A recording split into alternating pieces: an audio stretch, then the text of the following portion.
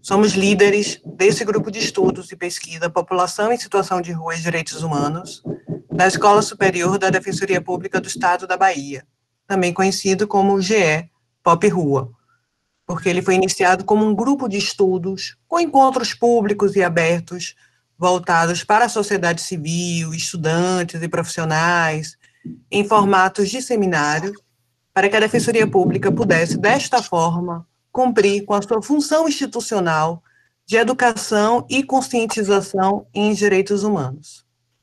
O evento do dia de hoje é o 6º encontro do biênio 2019 e 2020, que tem como tema geral Vivências nas Ruas e Direitos Humanos. O encontro de hoje mesmo, tem como tema Pandemia e as Populações Vulneráveis.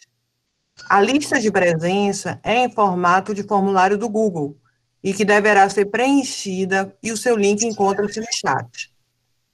Os certificados de presença serão fornecidos pela Escola Superior da Defensoria Pública, através dos e-mails que forem cadastrados na lista de presença. Então, as pessoas precisam clicar, né, na lista de presença, no link da lista de presença que vai estar no chat, preencher, colocar os e-mails, e a Escola Superior da Defensoria Pública, nos próximos dias, vai enviar os certificados por e-mail. Por favor, pedimos que todas e todos os participantes permaneçam com o microfone desligado, e de preferência a câmera também, certo? Para que apenas a câmera do palestrante e da palestrante fiquem abertos, para que todo mundo possa visualizar melhor a palestra. Então, por favor, todo mundo permaneça com o microfone desligado e com a câmera desligada. Se houver a necessidade, as perguntas deverão ser feitas por escrito no chat, tá? E ao final das palestras, a mediadora, ela vai ler as perguntas e fazer as perguntas para os palestrantes e para as palestrantes. Temos os seguintes convidados hoje. Já agradeço, desde já, em nome da Defensoria Pública do Estado da Bahia, a presença de vocês. A Tatiana Dias Silva, que é pesquisadora do IPEA, inclusive esteve um período conosco, fazendo uma pesquisa no Núcleo Pop Rua. E agradeço também a presença do Joselito Crispim, educador e coordenador do projeto Bagunçaço. Agora eu vou passar a palavra para a líder do grupo de estudos e pesquisa, Sandra Carvalho. Com você, Sandra. Bem, bom dia a todos, todas e todes. Antes de eu apresentar um pouco o grupo de pesquisa, o que é a metodologia, o objetivo, né, para que vocês possam entender um pouco o contexto das apresentações, eu vou passar um vídeo musical, tá, que é exatamente de um dos projetos, né, que vai se apresentar hoje, que é o Bagunçaço. Então, a gente vai iniciar aqui com esse vídeo, ok?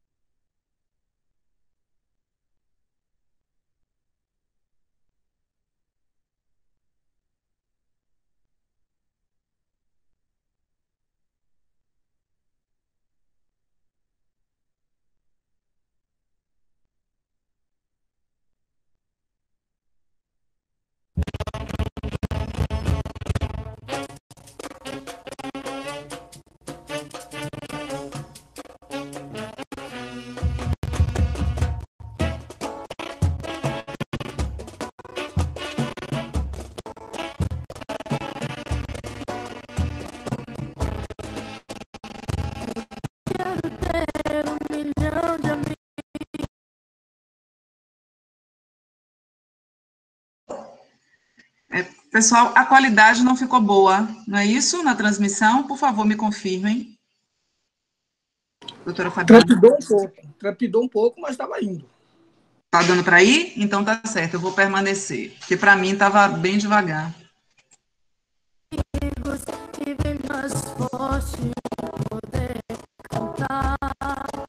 Eu quero ter 1 milhão de amigos e bem mais forte poder cantar.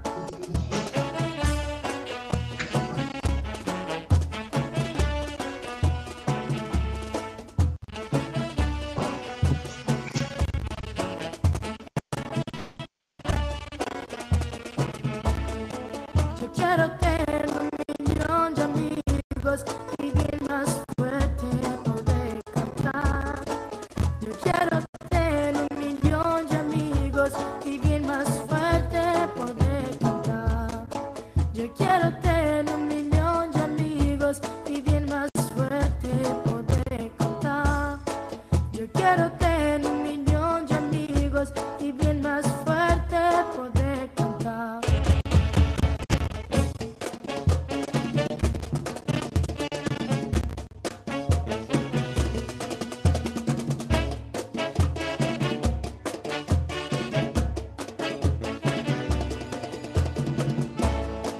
I wanna build and sing along so we can reach out to everyone.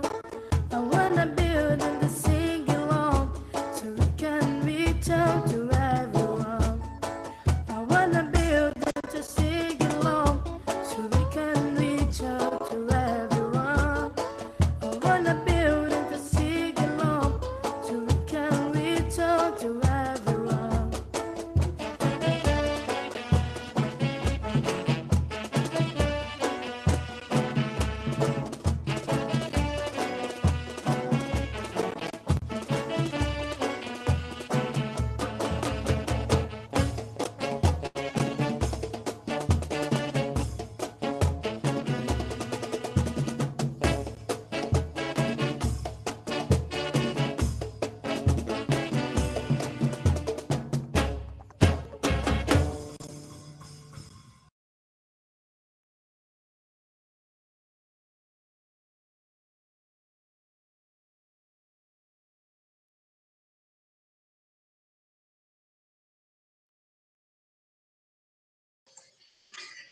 Bem, esse é um musical, né, que depois Joselito Crispim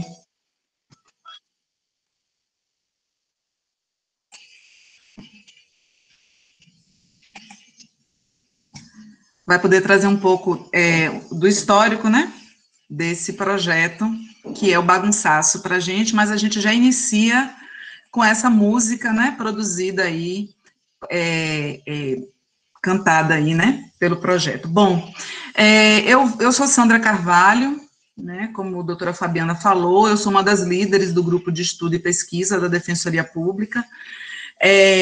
O nome do grupo de estudo e pesquisa é Situação de Rua, Cidadania e Direitos Humanos, né, eu também quero começar já agradecendo, né, a presença de todos, todas e todes, em especial agradecer a presença de professora Tatiana Silva, né, e também de Joselito Crispim, né, que tiveram, assim, a generosidade de estar hoje com a gente, né, dispensando um pouco do tempo e também do conhecimento e da experiência que ele e ela têm, né, em relação à questão da pandemia e das populações vulneráveis, que é o nosso tema de hoje.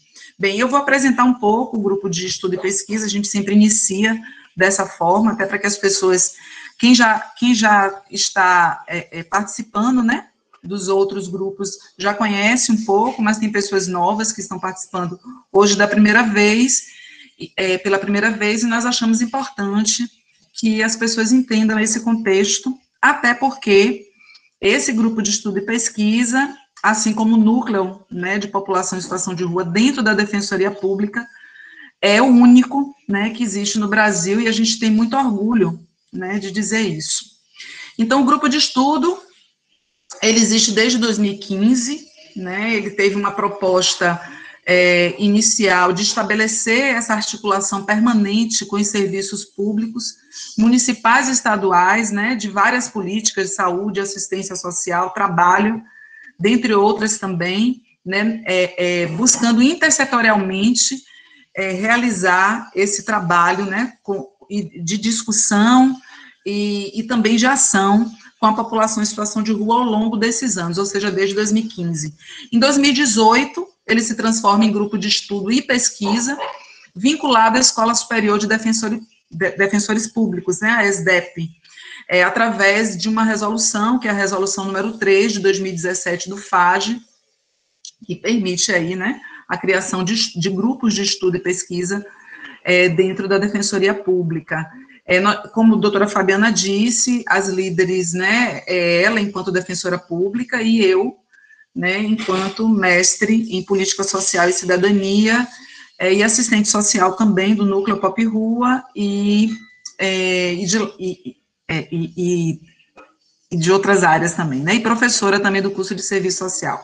Então, ele se constitui, o grupo, ele se constitui a partir da necessidade, né, que nós, por atuarmos e por discutirmos também, por estudarmos também, né, esse fenômeno que é a situação de rua, entendeu a necessidade desse espaço. Então, ele tem essa particularidade de disseminar conhecimento, né, sobre a questão da situação de violações de direitos contra a população em situação de rua, né, buscando subsidiar, em especial, a atuação da Defensoria Pública na garantia desses direitos. Em 2018 e 2019, ele se transforma em grupo de pesquisa em 2018, e nesse ínter, em 2018 e 2019, a gente viu a necessidade de se concentrar em subprodutos do grupo de estudo e pesquisa, né, a partir dessas discussões que a gente realizava. E aí elaboramos vários materiais, né, elaboramos um caderno com relatórios científicos dos encontros com a rede, esses encontros que a gente realiza desde 2015, temos aí publicações também, que foram de 2 mostras científicas, né, que a gente teve inscrições de artigos e pôsteres também, e esses artigos e pôsteres foram publicados nos anais, então a gente tem esse material.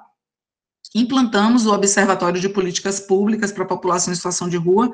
Esse observatório é vinculado ao Núcleo Pop Rua, porque é um núcleo que atende diretamente essa população, como eu disse, o único no Brasil. E tivemos 2 projetos de intervenção, né, que foi o Multiplicadores de Direitos Humanos e o Advocacy Pop Rua, né, sendo que o Advocacy Pop Rua, ele foi voltado aí, né, teve 2 eixos esse projeto, um eixo de capacitação e um eixo de mobilização. No eixo de mobilização foi realizada uma audiência pública, puxada pelo Movimento Nacional da População em Situação de Rua, sobre violência institucional, que é uma violência, né, que infelizmente acontece muito com a população em situação de rua, e um eixo de capacitação, onde os formadores e formadoras foram a própria população em situação de rua, né, ou seja, as lideranças do Movimento Nacional da População em Situação de Rua participaram desse projeto enquanto formadores, e quem participou das oficinas, né, também foram as pessoas em situação de rua. Que oficinas foram essas que a população em situação de rua realizou para a população em situação de rua?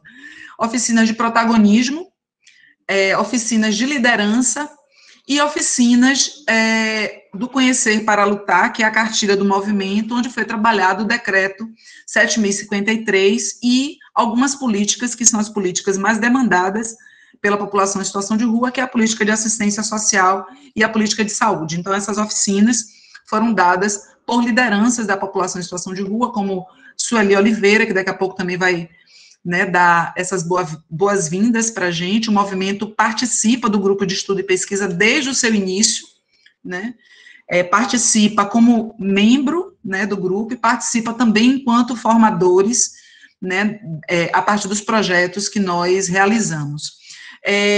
O outro projeto de intervenção foi o Multiplicadores de Direitos Humanos para a População em Situação de Rua. Esse projeto, ele foi voltado para os profissionais do Centro Histórico. Então, foram 72 horas de formação para 74 profissionais do Centro Histórico de Salvador. As pessoas que estão aqui devem saber que as áreas centrais são as áreas que concentram o maior número de população em situação de rua.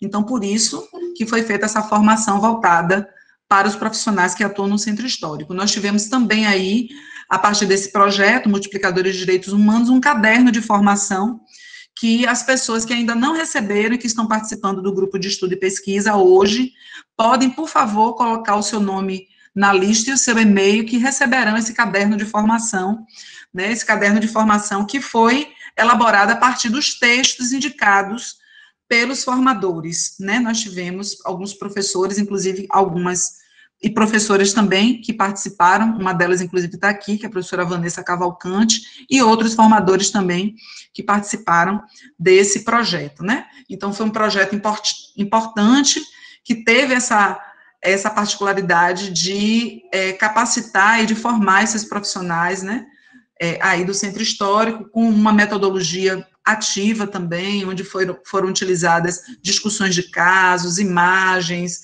né, síntese de situações, problemas, e o caderno de formação, ele teve também a particularidade de poder levar essa discussão para os postos de trabalho das pessoas que participaram, né, da formação. Bom, então, esse é o grupo de estudo e pesquisa, tá? Devido ao período pandêmico, os encontros estão sendo de forma remota, e hoje, né, nós temos aí como tema desse webinário, pandemia e as populações vulneráveis, tá? No nosso próximo encontro, já adiantando para vocês, será no dia 27/11, né? E nesse dia 27/11, nós temos aí a intenção de trazer os projetos que foram aprovados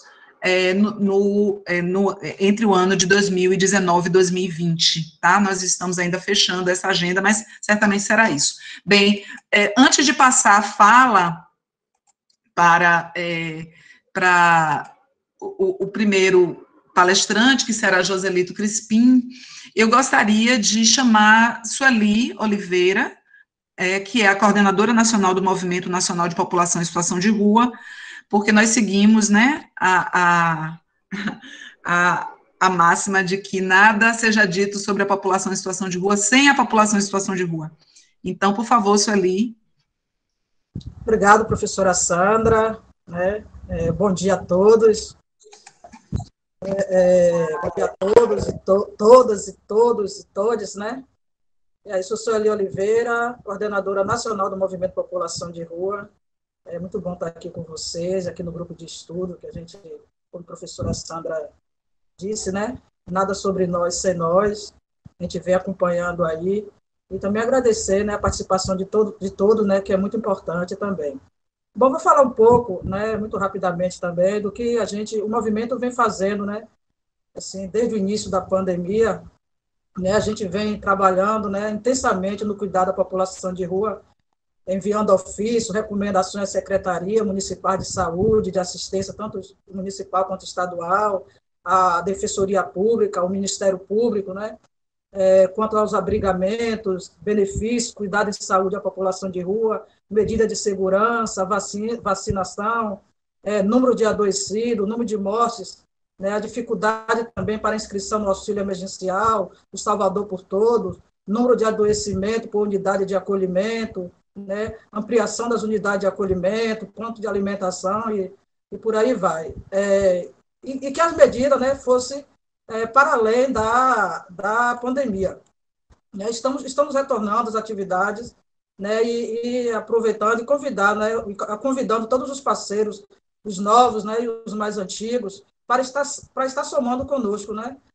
A retomada também dos atendimentos, né, da reunião com os técnicos, para iniciar os trabalhos na sede, né? Estamos também construindo a PL, né, e a minuta, para que nosso decreto seja transformado em lei, nossa lei municipal para a população de rua, né, que já está na mão da pessoa pública, né, na pessoa da doutora Fabiana, para analisar e contribuir.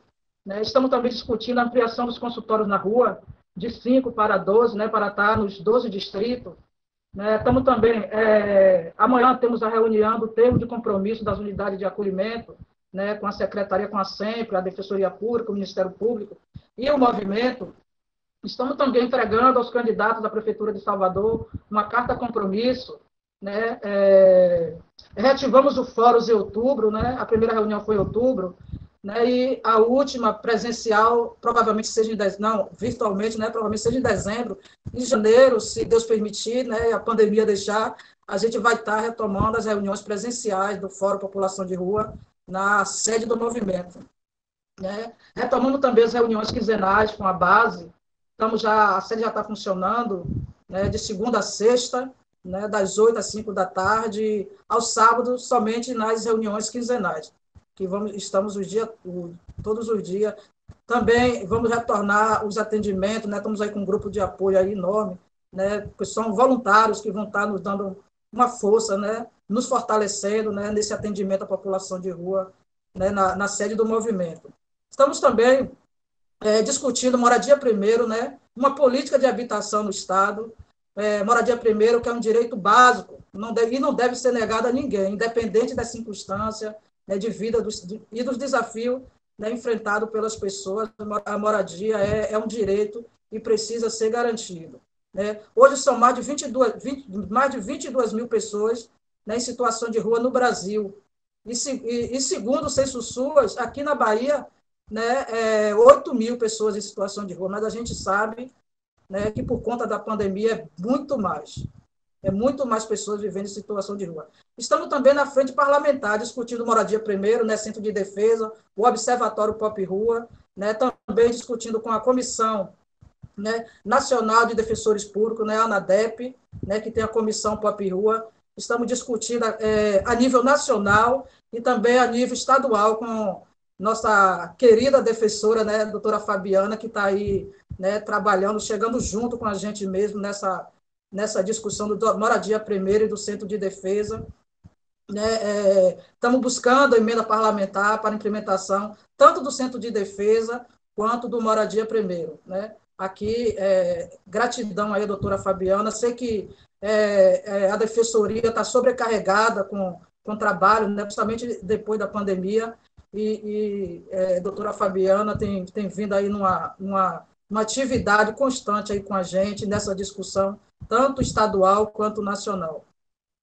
Também o Centro de Defesa, né, que está também a nossa política, no nosso decreto 7.053, que institui a Política Nacional para a População de Rua, que também prevê, né, a instituição do Centro de Defesa, né, dos Direitos Humanos para a população de rua. Aqui na Bahia temos a nossa lei 12.947 de 2014, né, que institui a Política Estadual para a População de Rua e que diz também, né, e que fala também da instituição do Centro Estadual de Defesa para a População de Rua. Estamos aí numa luta aí, né, junto com a Defensoria Pública, para que tanto o Moradia Primeiro quanto o Centro de Defesa, né, seja instalado e também nosso decreto seja transformado em lei com garantia. Que nosso decreto, o objetivo maior é que esse decreto seja um decreto intersetorial, né, que população de rua não é só saúde, não é só assistência, é todas as políticas.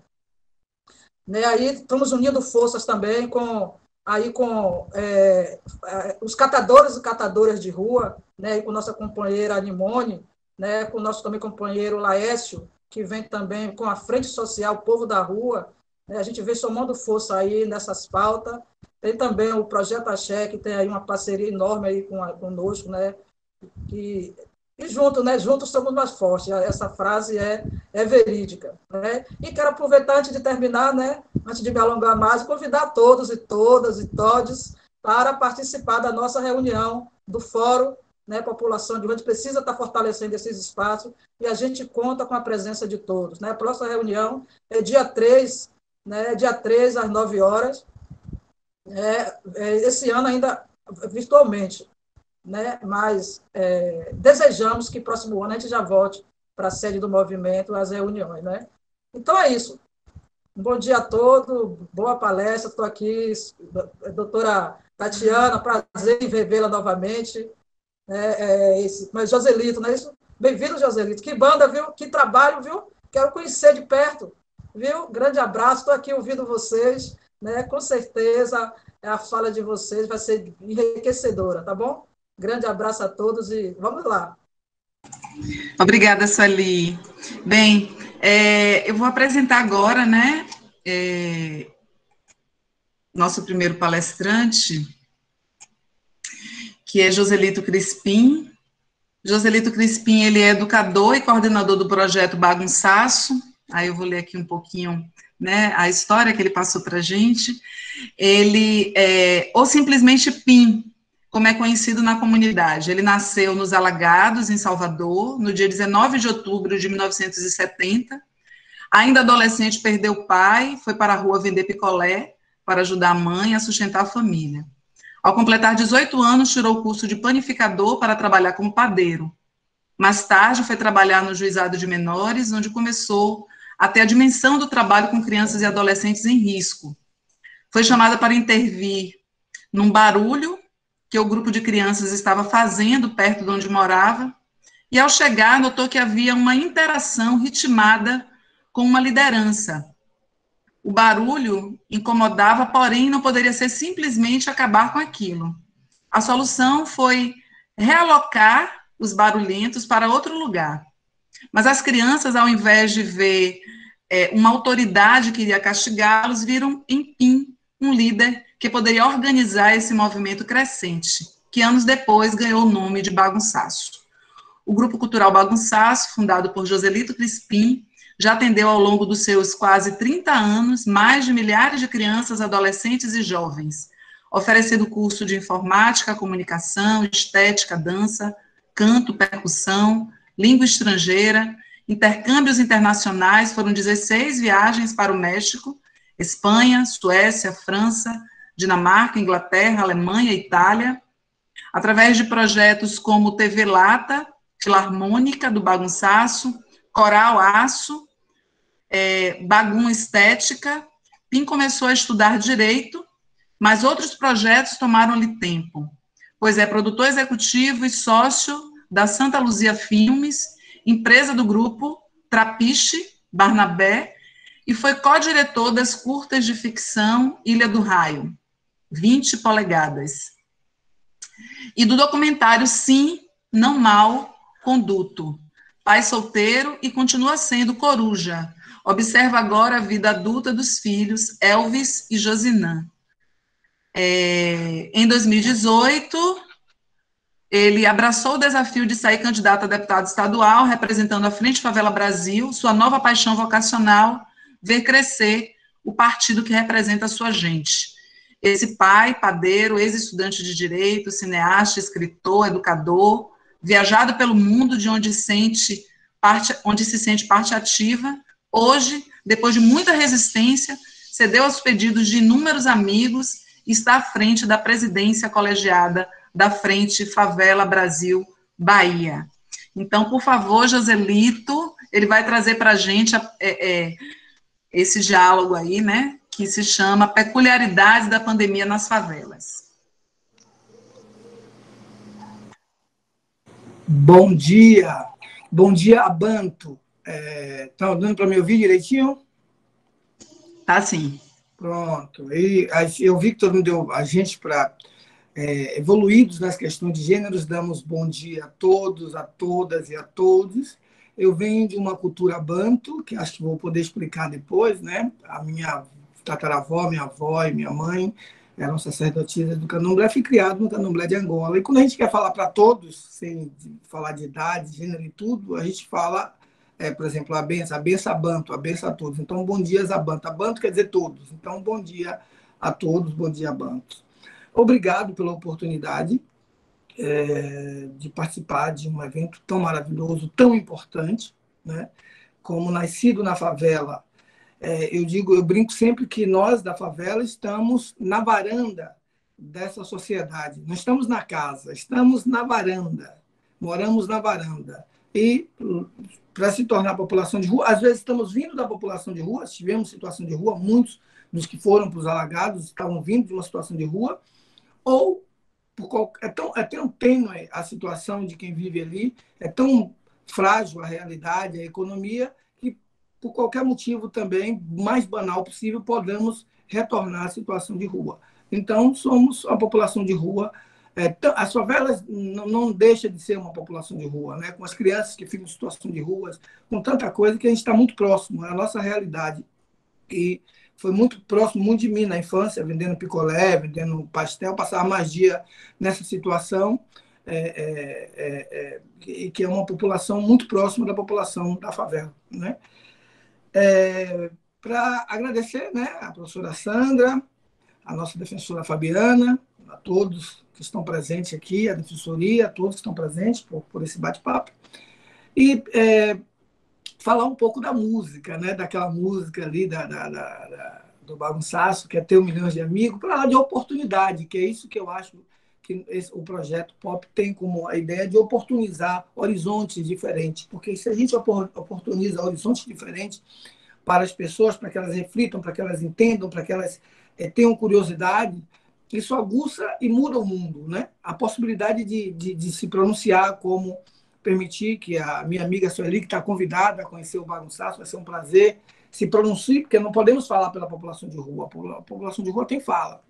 Então, eu também sempre achei que o educador ele não deveria falar pelo educando, né? Ele não tem que ser, o projeto tinha que ser mais horizontal, a criança tinha que se manifestar, né? E aí eu contar um pouco da história da letra ali, da música, é que a gente teve durante um tempo no Bagunçaço uma cooperação internacional de um amigo sueco. E esse amigo sueco falou para mim, olha, está tendo um concurso para um evento que vai ter, que é o Prêmio das Crianças do Mundo, e vocês poderiam participar, porque é um prêmio das crianças do mundo e estão pegando bandas aí tudo, e vocês poderiam participar. Eu achei aquilo interessante, né? Poxa, é um prêmio do mundo dado pela rainha da Suécia e que a gente pode participar, mas o amigo advertiu logo que ali estavam, iriam participar bandas do mundo inteiro, né? Eu não sei se eu troquei aqui a tela, não foi, gente? Espera aí, que eu sou um pouco atrapalhado. Deixa eu ver aqui. Não sei se eu troquei, que a tela, eu botei a tela aqui agora. Vou voltar aqui a tela, viu? Não liga a bagunça da minha casa, não. Vocês são convidados. Onde é que eu toco aqui? Espera aí. Senão vocês não me veem, né? Onde é que eu troco aqui, Deus do céu? Espera aí, um segundinho. Sou péssimo de... Aqui, achei. Eu apareci de novo. Pronto. Eu estava preocupado. Digo, o que é aquilo que está aparecendo lá? Pronto. Eu consegui. Eu sou péssimo em tecnologia, mas consegui trocar. Bom, mas aí vocês estão convidados a casa. Viu que está aqui é o quarto e está lá a bagunça toda das coisas. Bom, então...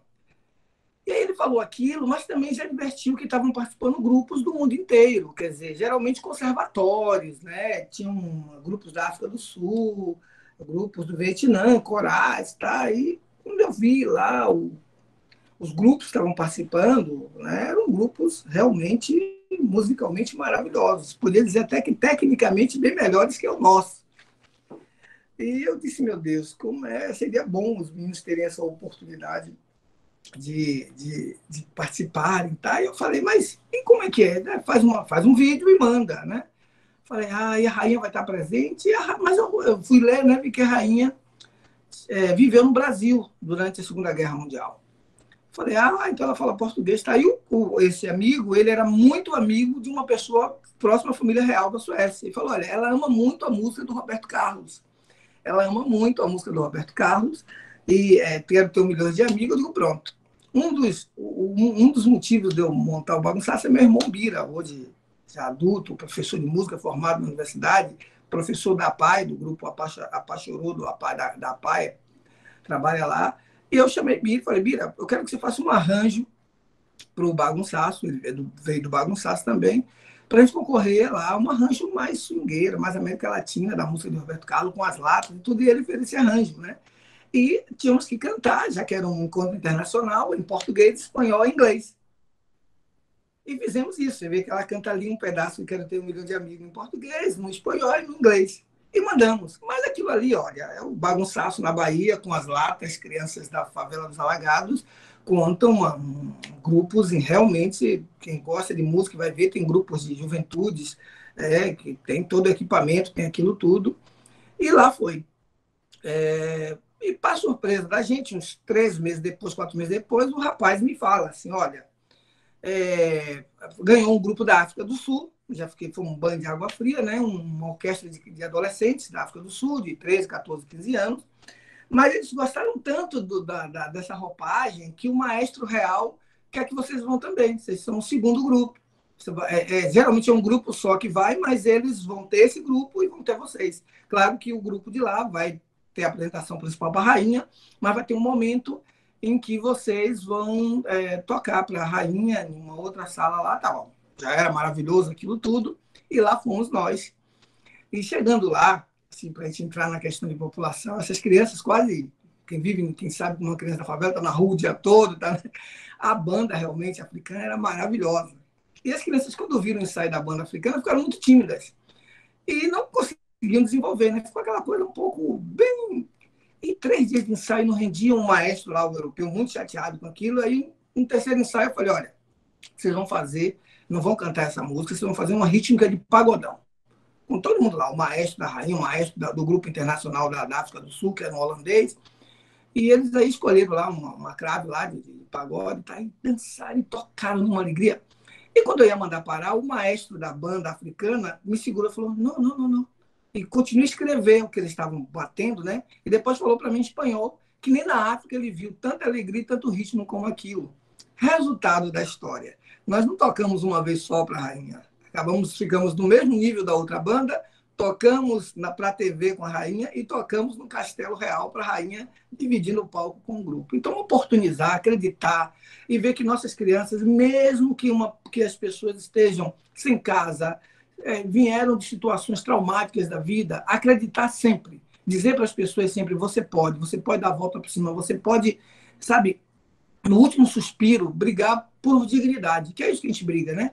Então, esse vídeo está na internet, né? Depois eu posso tentar encontrar e disponibilizar ali, que é o momento em que, muito mais que isso, a rainha quebra o protocolo e vem apertar a mão de cada um dos meninos e fala, eu falo português, eu vou fazer isso, e foi maravilhoso. Nós moramos 15 dias no castelo dela, tocamos lá e tudo. Mas vamos falar da nossa pandemia, né? Aqui, lá na hora de fazer a descrição, eu esqueci de falar que sou, junto com mais 2 amigos, o Javier Alfaia e o Vitor Igdai, coordenador do, deixa eu levantar aqui um pouquinho, se não me enquadro, do A Favela Venceu, que foi uma campanha onde o Bagunçaço, a organização do Javier, a Mutirô, nós nos debruçamos sobre a problemática da pandemia.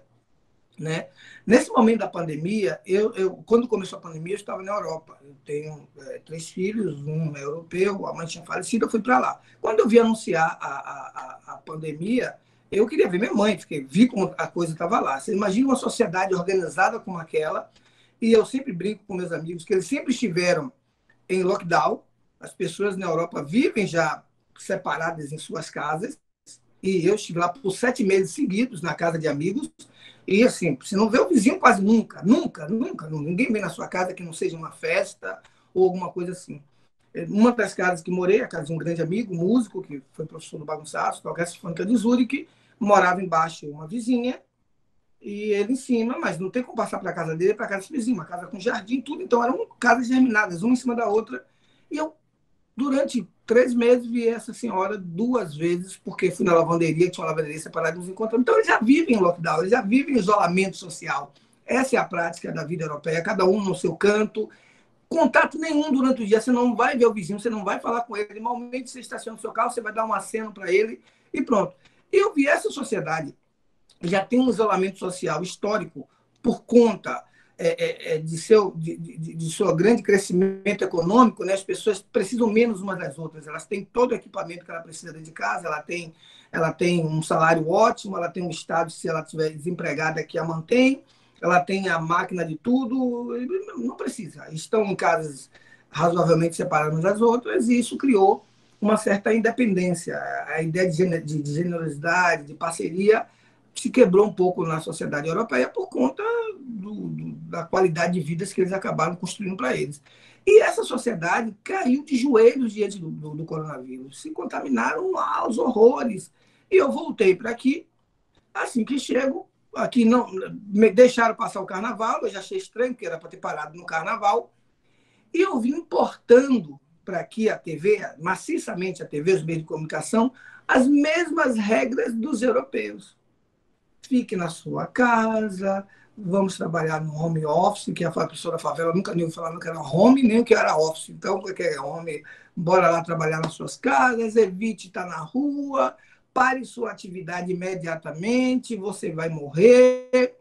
E aquilo me desesperou. 3 dias ouvindo aquilo, eu fiquei desesperado. Olha, parecia eu na infância, quando a escola dizia, visite sempre seu dentista. Seu dentista, eu nunca tive um dentista. Ou no livro escolar as crianças se divertindo numa piscina, eu nunca tinha visto uma piscina. Eu tinha uma piscina enorme que era o Alagado. Eu nasci numa casa palafita, em cima da maré. Então, o mar, o oceano todo era minha piscina, mas crianças brincando na piscina para me ajudar a aprender a ler era muito longe da minha realidade. Então, tudo que já se preparava ali, o Estado financiava até essa propaganda, não tinha nada a ver com a favela. Não tinha como ter isolamento social, não tinha como uma casa. A maioria dos meus alunos moram em casa de 2 cômodos no máximo, com 12 pessoas juntas. Então não tem como, elas estão respirando ali dentro. Aliás, você respira até a casa do vizinho, porque é uma em cima da outra. Você sabe, eu sempre brinco, a gente sabe até o que o vizinho está cozinhando, pelo cheiro que vem da frigideira, pelo som, por tudo. Eu tenho um amigo que diz que a comunidade é uma grande casa, com cada família com seu quarto. Então a noção de isolamento social não existia já pela questão espacial mesmo. Já não era possível, pelas condições da casa. Depois, pelo próprio formato da economia da favela, que é uma economia própria. Eu sempre digo que a gente vende o café para comer o almoço. Então, é impossível não ir, não sair para se virar. Primeiro, as crianças têm que sair da casa, porque a mãe vai estar o dia todo na rua, elas não cabem dentro da casa. Então, elas vivem em bandos, um grupo de crianças na rua brincando, mas, aliás, é uma estratégia de sobrevivência. Você não cabe dentro da casa pelo calor, você não cabe dentro da casa pelo espaço físico, você não cabe na casa, dá para dormir, dá para voltar para fazer alimentação, mas você não cabe na casa. Então, todo mundo se dispersa, vai brincar, vai correr, fica o dia todo na rua. Eu faço, a Ação do Bagunçados vai fazer 30 anos o ano que vem. Então, eu nasci numa favela, então eu sei a realidade, é o dia todo na rua. Então, como fazer isso? E aquilo foi me dando uma angústia possível. A Europa está lá, caída de joelho diante desse vírus. Como que estão dizendo aí na TV, nos programas de TV, que a gente tem que fazer isolamento social? Como a gente vai fazer? Não é impossível se a gente não sair. As mães dos meninos vivem de rifa, da feira, de ser empregada doméstica. Ela não é empregada doméstica registrada, ela é uma aquela diarista. Ele é um porteiro informal. Ele trabalha na feira, ele pega entulhos. Somos o que somos, né? Então, não cabia o discurso de como nós vamos enfrentar o vírus, cabia para um grupo restrito da sociedade brasileira. Porque a sociedade brasileira é 30% que vive mais ou menos como europeu, 20% a 30%, e ela sim esquece. Daí vem o governo dizer os invisíveis, né? Porque nós pegamos esse padrão que temos, que mínimo possível, né? Se morar em um apartamento, você tem um salário, e diluímos pela população brasileira, que a grande maioria está numa favela no desespero. Então, eu não sabia como fazer isso, fiz um vídeo falando sobre isso, e o meu amigo me ligou, dizendo, realmente eu estou preocupado. E juntos, eu, o Javier e o Vitor, fizemos o Favela Venceu. Por que o Favela Venceu? Então, com aquele impacto de não poder sair, o projeto fechado, eu fiquei 4 ou 5 dias sem saber o que fazer. Então, em casa, eu moro numa favela, aqui eu estou no Solar União, eu moro na favela do Solar União, então eu fiquei em casa, quando deu logo o lockdown, mas incomodado, porque eu pensava nos meninos, eu estava todo dia lá no projeto. O que eles estão fazendo? Como é que está sendo? E coincidiu que aqui também tinha chegado uma cineasta amiga, jovem, do Rio Grande do Sul, bem jovem, que não podia mais ficar na casa da amiga, porque deu lockdown, e a amiga tinha pais muito velhos, e ela veio para fazer um documentário, essas coisas assim. Eu ofereci, ela disse, olha, eu moro numa favela, se você quiser ficar na minha casa, e a gente aproveita e faz um documentário disso, já que eu também topou, veio para cá. Eu disse, vamos na comunidade. E saí com ela, ruas desertas, tudo deserto, daqui, que é o comércio, né, até os Alagados, que é na Cidade Baixa. Realmente um deserto completo. A gente foi só a gente dirigindo. E quando eu entro na comunidade, na rua da comunidade, há uma festa. As crianças, minhas crianças, eram 7 horas da noite, estavam todas na rua, correndo, pulando, gritando. E não tinha ali. Nesse documentário que a gente faz, tem um videozinho pequeno, e ali o menino diz a ela, o vírus vem pelo ar, a gente é pequeno, não pega da gente. Ele fala isso no vídeo, né? E aí eu voltei meio, o que eu faço agora? E aí, conversando com Carlos Brau, que é um amigo pessoal, com Selma, da Placatum, aí chegamos a uma conclusão.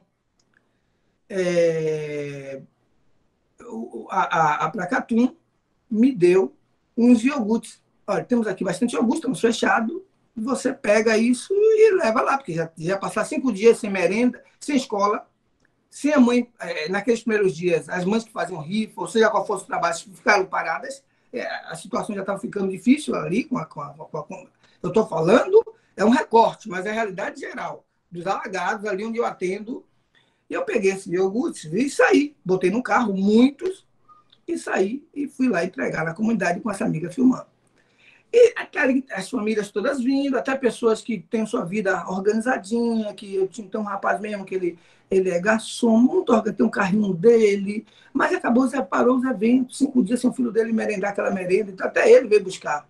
Até as pessoas que seriam pobre, classe média, médio, ele veio buscar iogurte também, que ele ficou merenda para o meu filho. E um dos meninos do projeto pegou e falou para mim assim, a gente sabia que o senhor vinha.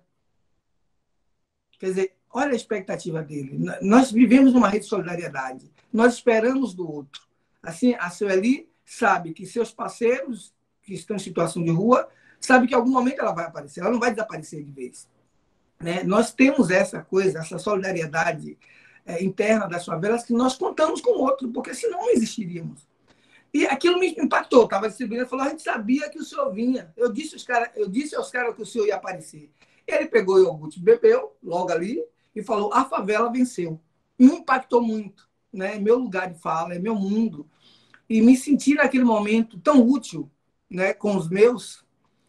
Eu me emocionei assim, olhei, depois vendo o vídeo, quando nós começamos uma campanha, juntei com os amigos para fazer uma campanha, aí já tinha um nome do projeto. Vamos falar, a favela venceu.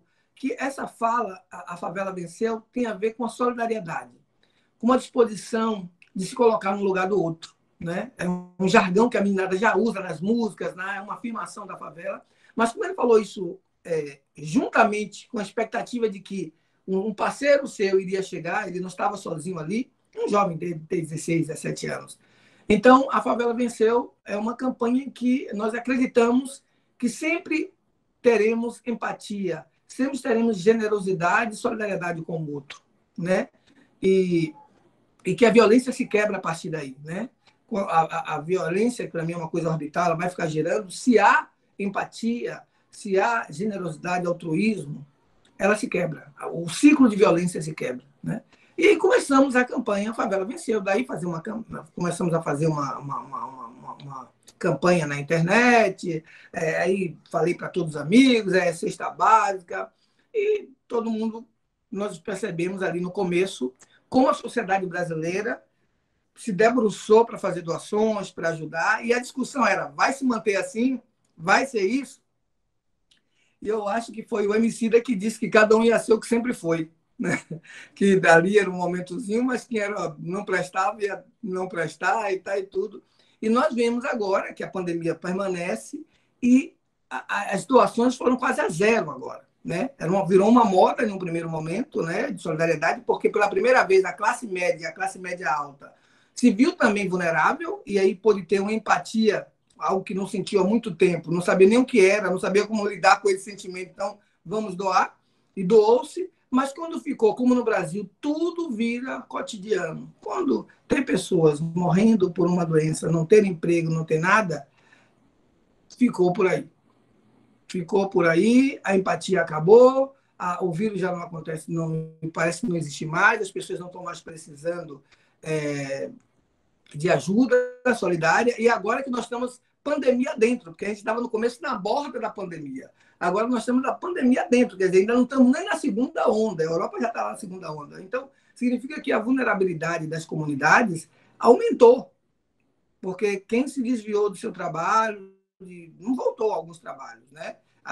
E pior ainda, quando a gente fala em trabalhos comunitários, a gente sabe que nós temos uma economia paralela na comunidade, que é o tráfico de drogas. É uma economia paralela.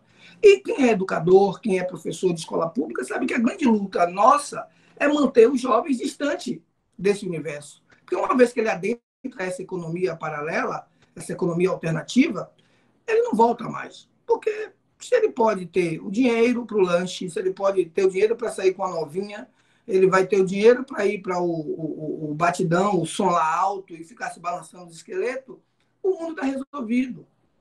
E o que aconteceu, eu disse para alguns amigos, com a pandemia, que todos nós nos trancamos, mesmo o Joselito Crispim, com toda a boa vontade, com toda a sua história de alagados, aos 50 anos, ele se trancou também, e atiramos comida pela janela para as crianças e os adolescentes. Esses continuaram na rua, nas comunidades.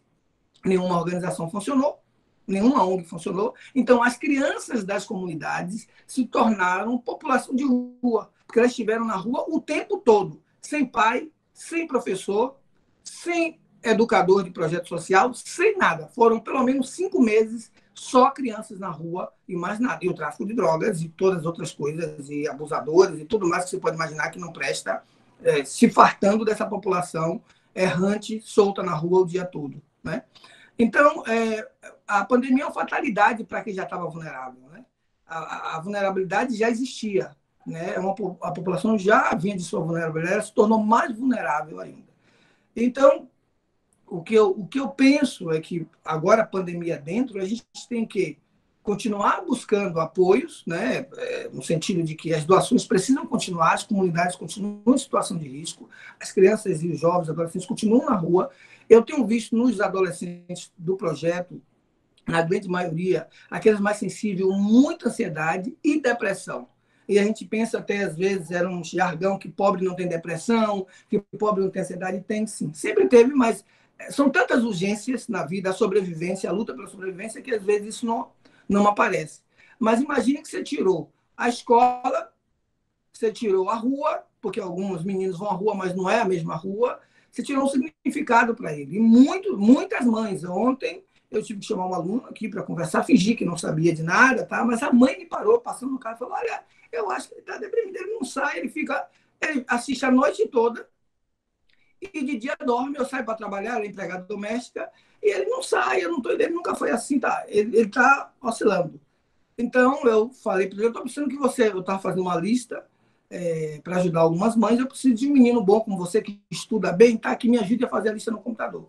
E o trouxe para conversar. E, assim, não sou psicólogo, não sei nada, ficou claro que ele está numa situação de tristeza profunda, de sem saber o que é a vida, e olha que a conversa com meus alunos sempre foi, meus educandos do projeto, a escola não vale nada, tá? E todos eles, digo, a gente usa esse termo interno, viu, gente? Eu chamo de meus pivetes, eles me chamam de coroa, tá? Porque a coroa é um ressignificado que eles têm para mim, né? Porque o coroa é o dono da boca, coroa é o cara que tem a boca do lugar. Então, como eles vivem num ambiente completamente de drogas, em que a liderança, o cacife, o coroa, então, eles chamam de coroa, é uma forma de dizer, você é nosso líder, né? E já que eles me chamam de coroa, vamos chamar de pivetes, né? Ou pivetes. Bom, e aí eu disse, eles estão me dizendo que está com saudade da escola. Isso é um milagre. E eu morro de rir quando os caras falam, você está com saudade da escola? Ah, eu tive que ir lá uma vez com sua mãe, você brigou com o diretor. Pô, velho, para ir, velho. As professoras devem estar tudo felizes sem a gente. Eu disse, elas também não estão, não, tenho certeza. Então, nós estamos numa situação incrível, uma situação que eu nunca imaginei. E a nossa população, os nossos jovens, estão numa vulnerabilidade na carga máxima. Muitos deles não voltarão para a escola. Muitos deles já se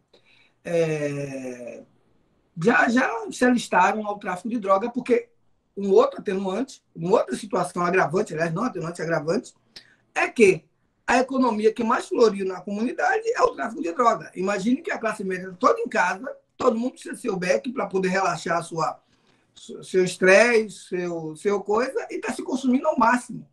E aí você precisa de mais menino para entregar, de mais gente para fazer. Então, olha, ao mesmo tempo que eles estão na rua, sem escola, sem ONG, sem nada, sem os pais, porque os pais estão tentando se virar, sem nada. Os jovens que estão na rua, o tráfico de droga, que é aquilo que você, durante 20, 30 anos, olha, esse não é o caminho, bebê, o cara para você, está vendo aí, tudo parou, o Estado parou, tudo parou, mas os caras estão aí. Você está dizendo para mim que isso não é vida? Está dizendo para mim onde é que tem dinheiro, onde é que eu estou levando a comida para minha mãe? Então, é toda uma discussão complexa para lidar com as crianças, né? Para falar com a juventude, para falar sobre vida, sobre oportunidade. Então, a vulnerabilidade é histórica, né? Ela é nosso ponto mais sensível, e quando ela já é uma situação que já vivemos há muito tempo, qualquer mudança nas conjunturas políticas, sociais, nos deixa mais vulneráveis ainda. Então, o que eu tenho que dizer é que estamos aqui nessa guerra, nessa luta, nessa batalha muito grande para levar uma mensagem de esperança. E eu acho que o que nós temos de munição? você que é professor de escola pública, se tem uma rede social, se você tem um Facebook, porque às vezes eu percebi com muitos dos jovens que tem, eles sabem que um professor tem feito, às vezes não está lá, mas está. Manda um recado. Porque, olha, que não foi um só que me disse. Assim, será que a professora lembra de mim? Pô, a professora deve estar feliz de não estar presente. E, na verdade, a gente sabe que um professor, alguém que escolheu ser professor, por mais dificuldade que ele tenha de lidar com a classe, ele está com saudade daquilo também. Mas o jovem, ele tem segurança, eles vêm de uma família estruturada, eles desconhecem a afetividade pura e plena. Então, muitas vezes, a grande arma que nós temos é essa afetividade, é dizer que é importante. Olha o que o menino disse, eu sabia que o senhor vinha. Então, eu acho que se os professores, mesmo a maioria das escolas lá embaixo, não estão tendo essa aula que estão dizendo que está tendo, não está tendo atividade nenhuma. Então, se vocês podem mandar mensagem, o que estão fazendo, cadê seu outro aluno, como é que vocês estão? Porque do Estado só sobrou a polícia. Né? O único braço do Estado que está chegando nas favelas é a polícia. E a gente sabe que esse não é o braço no momento que as crianças mais precisam. Né? Elas precisam de escola, de saúde, elas precisam de biblioteca para ler. Né? Eu não sei meu tempo, né? Então, exatamente isso. O que eu queria dizer é que a gente deve deixar bem claro para o outro, não sei qual o meio de comunicação que a gente vai passar para o outro, de que nós nos importamos com eles, que nós estamos aqui de prontidão e que essa sociedade, enquanto existir pessoas altruístas, pessoas com uma consciência política, uma consciência humana, a dignidade vai existir e que elas devem esperar, mesmo dentro da dificuldade, que o alento chega na nossa construção do dia a dia, na nossa luta, no nosso empenho. Então, o resultado de eu estar aqui falando para vocês, eu nasci, como foi descrito ali, na favela, passei por todo esse processo de um jovem, sempre fui um marginal, porque quem nasce nos alegados é um marginal, quem vive na rua é um marginal, eu sou um marginal, vivo ainda numa favela, escolhi isso para a minha vida, mesmo tendo casado com uma europeia, mesmo tendo um filho europeu, mesmo indo para lá e voltando, eu continuo vivendo, escolhi a favela como meu lugar, então eu sou um marginal. Mas daí, da marginalidade à criminalidade, são caminhos que você não precisa. A marginalidade pode ser até benéfica, porque de onde eu estou eu posso falar coisas que muitos não podem falar.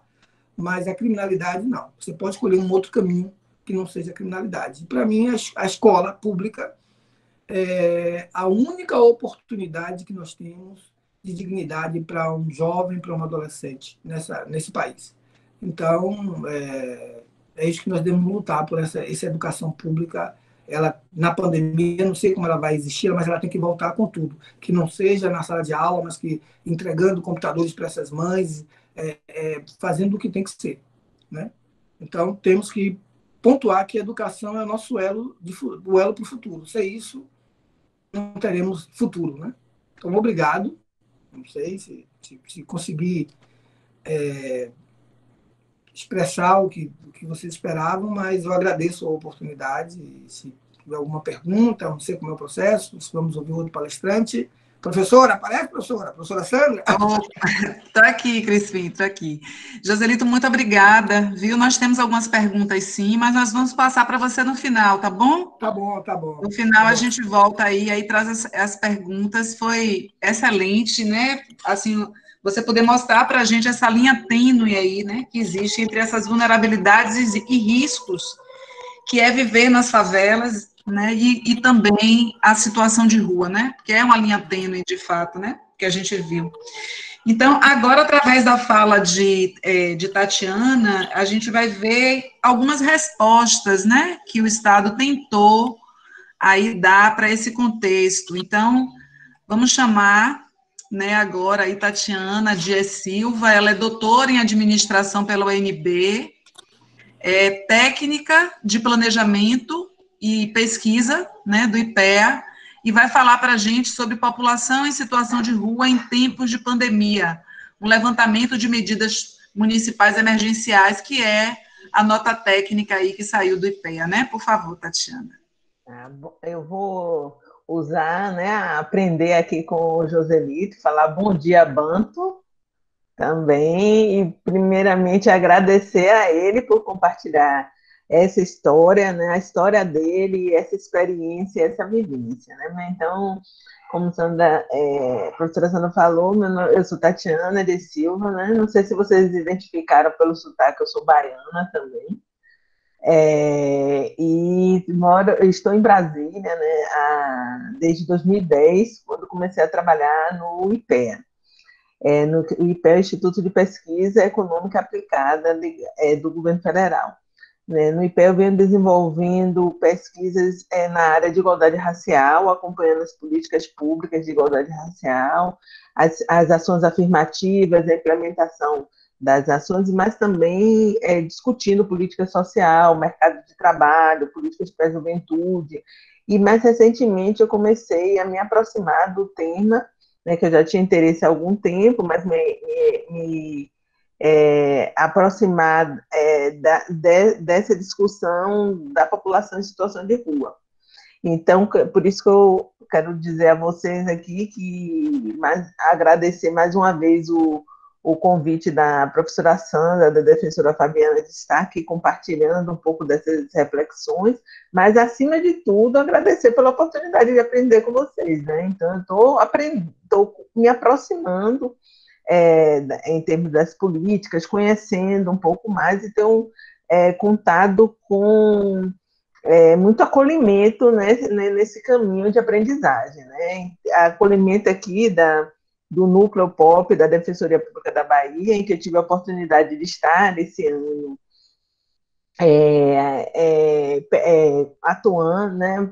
Passei um período como pesquisadora visitante junto ao núcleo, conhecendo um pouco do trabalho, da realidade, das organizações e das pessoas envolvidas no campo. Então foi uma experiência riquíssima e que eu contei assim com um acolhimento muito, muito grande de todos os profissionais envolvidos, né, com essa discussão no âmbito da Defensoria Pública. Contei com o acolhimento também do Movimento Nacional da População em Situação de Rua aqui na pessoa da Sueli, da Renata Luiza também, né, entre outros membros com quem tenho aprendido bastante.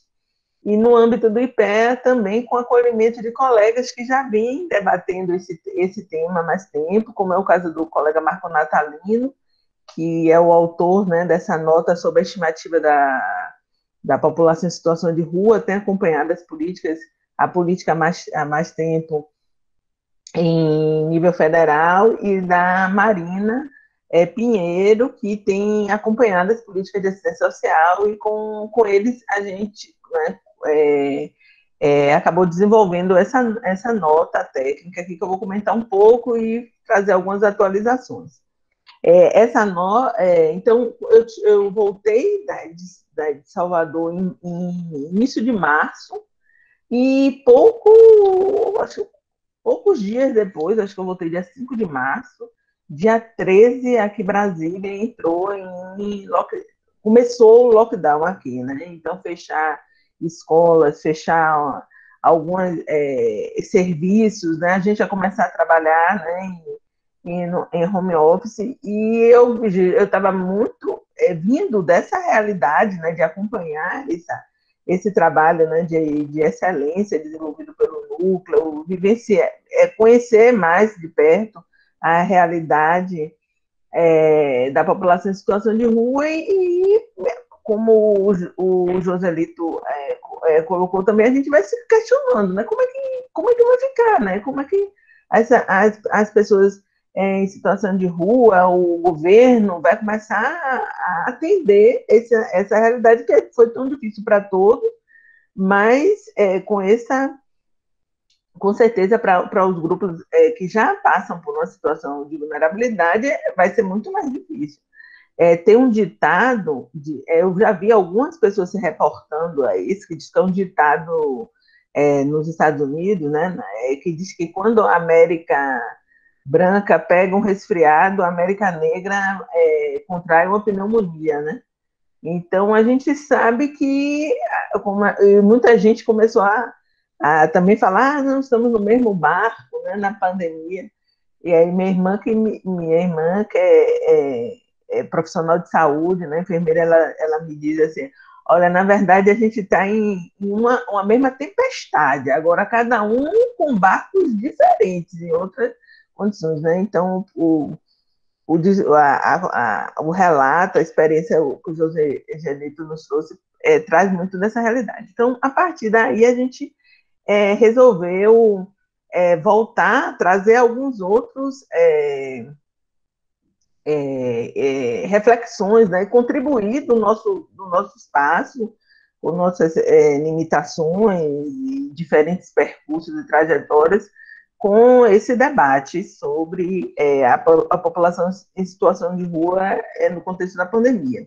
Então, nessa ocasião, agora, foram publicadas 2 notas técnicas, uma de autoria do Marco Talino, que ele atualizou a nota técnica que ele tinha feito com os dados de 2016, fazendo uma estimativa da população em situação de rua, com base nos dados do Cadastro Único, né, e Census SUAS. Então, é uma estimativa, e aí ele também promoveu essa atualização e trazendo esses dados de uma estimativa de 220 mil pessoas em situação de rua, e um aumento de 140%, considerando o período de setembro de 2012 a março de 2020. Né?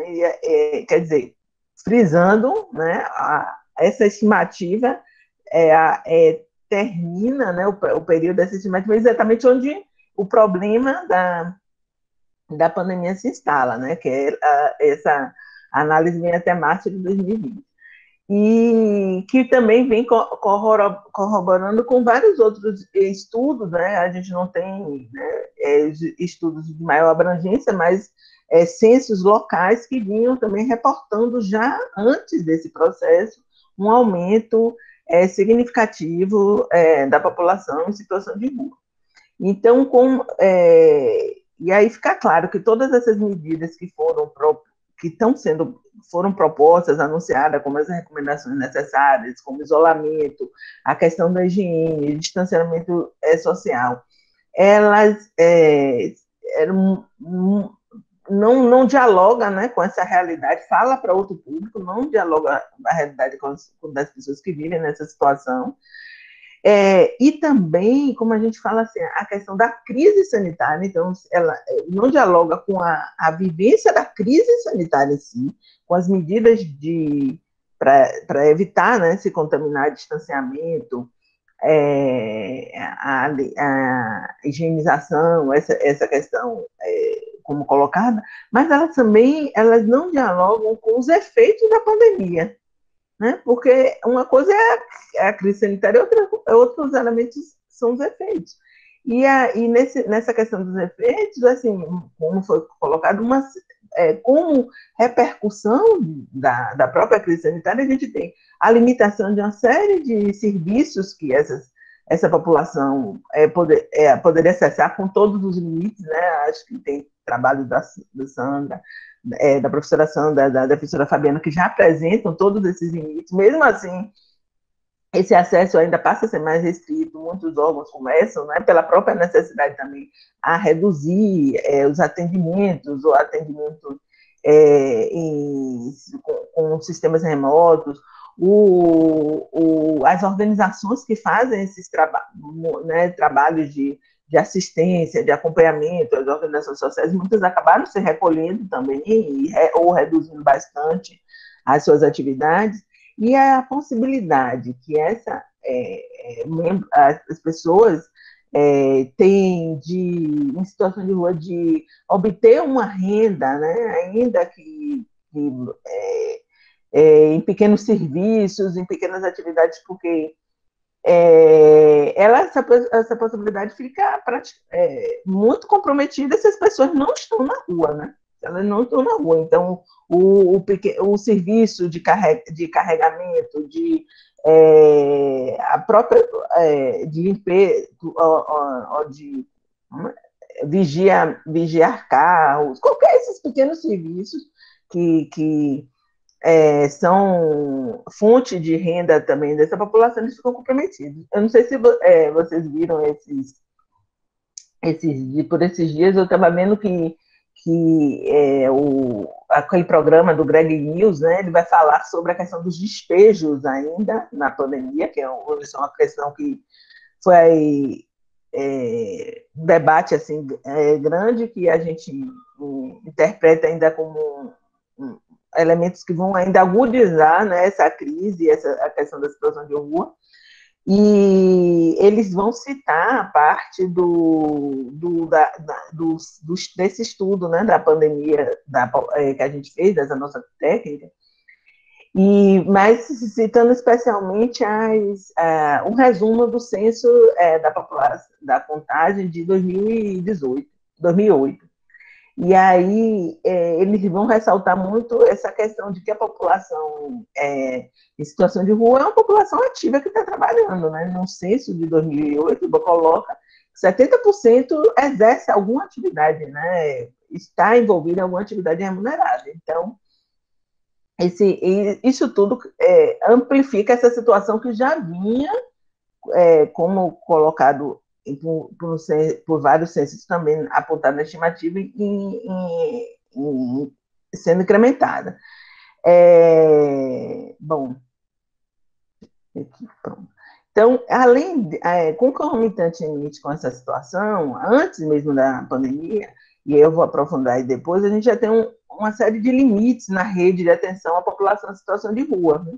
Tanto dos serviços socioassistenciais, das equipes de consultório na rua, tanto em termos de quantidade, como em termos de possibilidade de um funcionamento mais pleno, né? E com certeza aqui eu tenho várias pessoas que estão trabalhando nesses serviços e coordenando ou estudando né, em contato permanente, que tem condições de falar de uma forma ainda muito mais expressiva sobre os limites tanto da quantidade quanto os limites na implementação, em termos de disponibilidade de mão de obra, de atender todos os requisitos, de ter pessoas, né,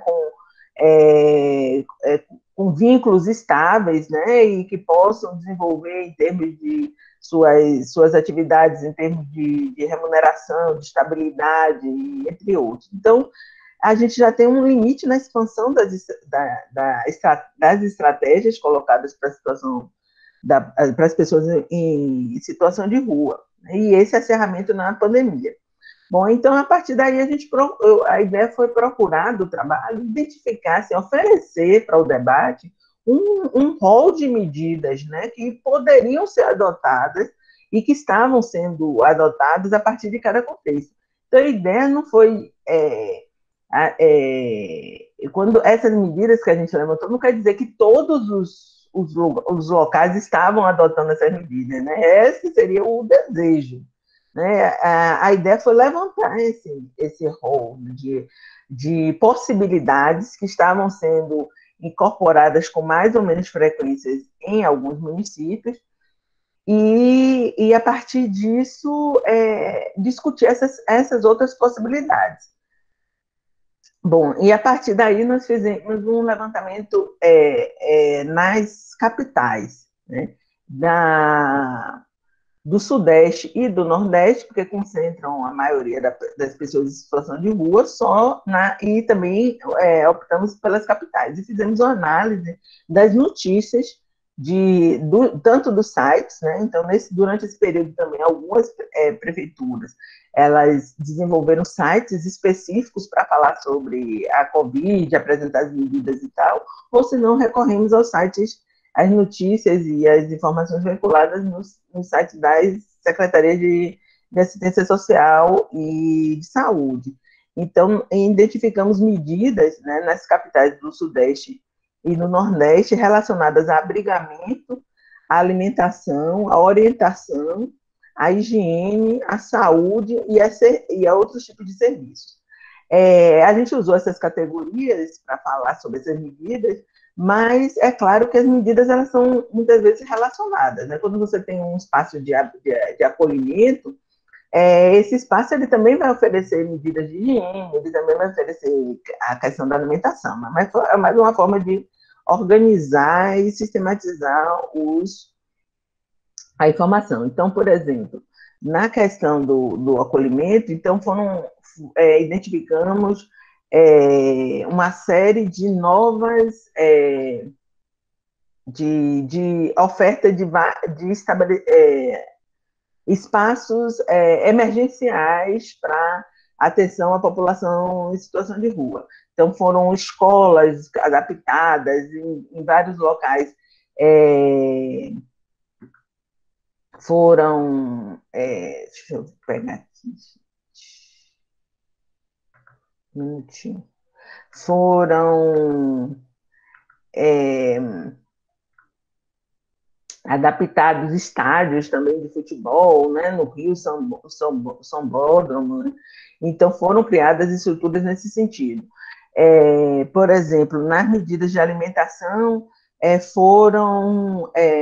identificamos ações relacionadas à ampliação dos horários de atendimento dos restaurantes comunitários, né, e dos restaurantes que já faziam esses atendimentos, que muitas vezes só funcionavam de segunda a sexta, distribuição para evitar aglomeração, distribuição desses pontos mesmo mantendo, às vezes, determinadas cozinhas já centralizadas nas estruturas que tinham, mas distribuição espacial dos pontos de distribuição da alimentação, né, para não ter aglomeração, por exemplo, ou distribuição de kits, ou ampliação da oferta de alimentação em centros POPs, em termos de orientação, os serviços de abordagem social, ou as próprias equipes também de centros POPs indo ao encontro da população, oferecendo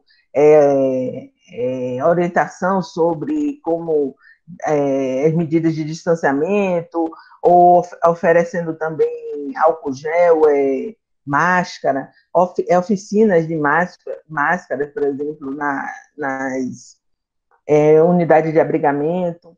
Na questão do abrigamento também houve iniciativas de oferecer vagas em hotéis também, para serem para acolhimento das pessoas em situação de rua, e também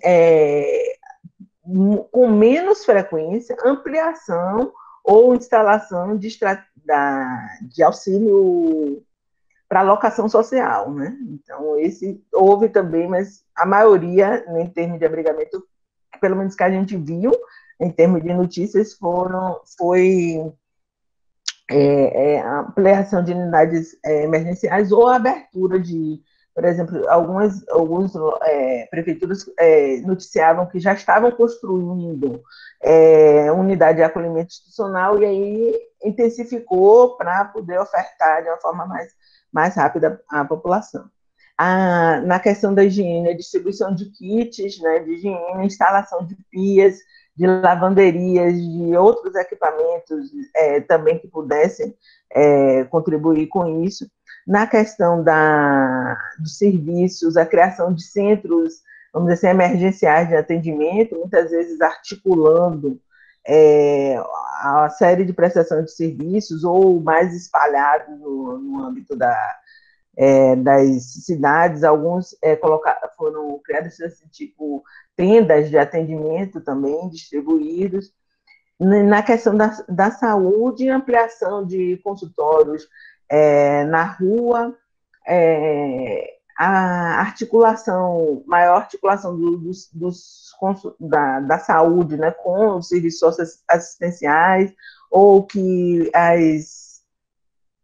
os consultórios acompanhando o serviço de abordagem social, ou o serviço de abordagem social incorporando, mesmo que não fosse equipes consolidadas de consultório na rua, mas profissionais de saúde para orientação e encaminhamento, ou também a questão da triagem nos abrigos, né? Antes do indivíduo entrar na situação de acolhimento, passar por um processo de triagem, e também, em menos proporção, a questão da vacinação prioritária para a população em situação de rua, no caso da vacina para a gripe, né? Vacinação da gripe. Então, essas ações, essas ações a gente identificou através das notícias. Então, a gente não sabe, e a partir daí a gente identificou quais foram, né, as de abrigamento foram as mais recorrentes, e as de saúde, que a gente identificou as menos presentes nas notícias, né? Então, a gente não está dizendo que foi assim, né? Foi noticiado assim, foi a partir dessas informações que a gente fez esse levantamento. Bom, então, como isso é insuficiente, né, mas era o que a gente podia fazer também, né, nesse processo, a gente ampliou a pesquisa a partir das entrevistas, né? Então, foram entrevistados representantes do movimento nacional de população em situação de rua, profissionais envolvidos diretamente no atendimento, profissionais do sistema de justiça que atuavam diretamente com pessoas em situação de rua e gestores das políticas procurando conversar com pessoas também que estão nessas capitais, né, que a gente relacionava. Então, a partir daí, por exemplo, a questão dos abrigamentos foi notificado tanto a questão da insuficiência de vagas, ainda com abertura de vagas adicionais, mas também a inadequação de muitos dos espaços, né? Muitos espaços inadequados, com a quantidade muito grande de pessoas, ou reproduzindo os mesmos problemas que as unidades que são reportados nas unidades de acolhimento institucional, né? Então, foram colocados isso, com essa falta, a questão da testagem também foi, e da questão da triagem, a testagem é prioritária para a população, vacinação para a gripe e testagem prioritária. Uma preocupação aí, acho que a gente realizou 13 entrevistas, se não me engano, mais de 10 entrevistas. Eu estou confundindo, acho que com 13 que foram nas capitais, mas na nota tem mais detalhado. Uma preocupação também com essa perspectiva de aumento da população em situação de rua, né? Porque, como a gente já falou, já vinha de um crescendo do número de pessoas em situação de rua, e com a pandemia, principalmente as pessoas que trabalhavam no serviço têm identificado um aumento, né, dos atendimentos bem expressivos, e como o José falou, pessoas que não buscavam determinado tipo de apoio também indo incorporar o aumento dessa demanda, a questão das comunidades terapêuticas, né, o abrigamento, a preocupação com o abrigamento da população de situação de rua em comunidades terapeutas, sem orientações, sem regulamentação, fiscalização, os obstáculos que as pessoas em situação de rua estavam passando para ter acesso às políticas de transferência de renda, que aí você pense, né, a política, o acesso, desde o acesso ao documento, né, eu vi alguém colocou alguma pergunta aqui em relação aos documentos, até o acesso à tecnologia, o entendimento, né, desse funcionamento, a redução da oferta, né, realizada pela sociedade civil, pelos governos, e em muitos casos, a falta de diálogo social, né, a falta de conversar com os representantes, de entender suas demandas, né? Então, todos esses elementos foram pontuados e estão aí nas notas. Então, a gente não foi feita, né, uma avaliação dessa implementação dessas medidas, né? E o que a gente colheu foi essa percepção pelos entrevistados. E mais recentemente a gente veio se debruçar, né? A gente teve uma demanda institucional de analisarmos um pouco, contribuir com outro trabalho que estava reunindo uma série de publicações sobre a questão da Covid, ainda não saiu, no âmbito da nossa diretoria. Então a gente começou a revisar e entender um pouco sobre essa transição para a pandemia, né? Porque acho que todos muito receosos de que essas medidas, ainda que com esses limites todos que foram colocados, acabassem sendo descontinuados. E que essa percepção e essa condução de política para além da pandemia, além de manter os mínimos oferecidos nesse momento, avançar para a principal demanda dessa população, né? Como eles falaram, para muitos foram, né, a gente viu nas mídias e tal, falando sobre a questão da população, da invisibilidade e tal, então já que estava ainda mais visível, que isso fosse uma oportunidade também para a gente repensar e ressignificar essa atuação, né? Tanto governamental, mas como a própria posição social diante desse problema tão profundo, né? Então, a questão de se, para além da pandemia, se focar no foco da proposta de moradia, né?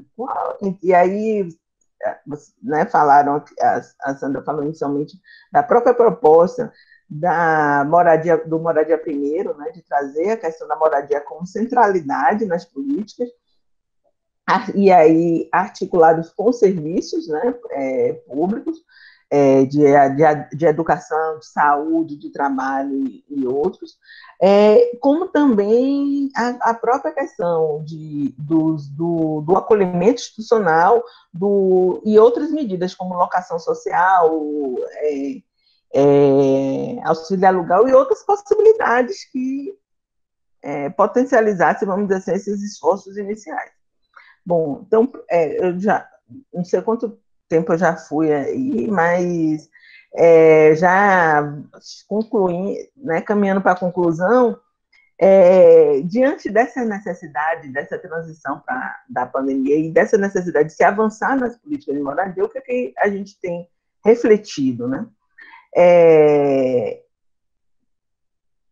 Esse atendimento à questão da população em situação de rua, ele também está circunscrito, como eu falei inicialmente, né, falei que numa redução do financiamento que a gente está tendo federal para esses serviços, né? Eu vou pedir licença a vocês aqui para ler só um trecho de uma nota sobre, também do IPE, o financiamento federal dos serviços socioassistenciais no contexto da Covid-19, foi uma nota técnica de autoria da Marina, que também escreveu esse texto junto comigo, e o Marco, junto com outros colegas do IPEA, e que, abre aspas, eles vão trazer, né, que cabe lembrar, no entanto, que durante a pandemia, o Ministério da Cidadania distribuiu recursos extraordinários para estados e municípios no montante de mais de 570 milhões, né, até agosto de 2020, para gastos com ações socioassistenciais de enfrentamento à Covid, né? Então, eles fazem toda uma recuperação do histórico do financiamento, da redução do financiamento para os serviços assistenciais até chegar na Covid, tratando também desses recursos extraordinários. O repasse extraordinário, né, para a pandemia, teve como ênfase a proteção da população em situação de rua no contexto da pandemia. Esse financiamento, entretanto, foi realizado em um contexto de ausência de recursos ordinários, usualmente transferidos para os serviços ofertados. Então, dessa maneira, apesar de o governo ter enviado recursos extras ao Estado e ao município, o fez na ausência de recursos que normalmente eram enviados, sendo insuficientes para lidar com novas e complexas demandas surgidas ao longo da pandemia. Então, né, acho que recomendo a leitura do trabalho delas, né, da Marina, da Elaine, do Marco e da Letícia, sobre o financiamento dos serviços socioassistenciais no contexto da Covid, que traz também uma outra reflexão, uma outra preocupação para a gente pensar esse processo dessa transição de fases, né, dentro da pandemia. Além disso, eu queria ressaltar os efeitos, né, também da pandemia na disputa pelos recursos de proteção social, né, independente dos serviços, vamos dizer assim, ordinários, como colocados aqui. Ontem eu tive a oportunidade, junto com o colega Sandro, por exemplo, de apresentar uma nota técnica que a gente desenvolveu falando sobre mercado de trabalho e população negra no contexto da pandemia. Então, foi recentemente saiu essa semana, né, em que a gente analisa os dados da PNAD Covid, que é a Pesquisa Nacional por Amostra de Domicílio do IBGE, realizada, né, por telefone agora a partir de maio, no âmbito da pandemia. Então, a gente tem um aumento, né, dessa pesquisa da desocupação, mais pessoas desocupadas que estão procurando trabalho e não estão encontrando, mais pessoas desalentadas, que são aquelas pessoas que elas gostariam de trabalhar, mas não estão nem procurando. Então, para a estatística, ela nem é considerada desocupada, porque ela não está tomando nenhuma providência, né, para procurar emprego, porque ela sabe que não vai encontrar, né, porque ela está nesse tipo de serviço que, como foi comentado, que você chegou na rua e não tinha ninguém, como é que você vai fazer esse bico, né? Ou você vai executar esse corre se a rua está vazia. Então, um aumento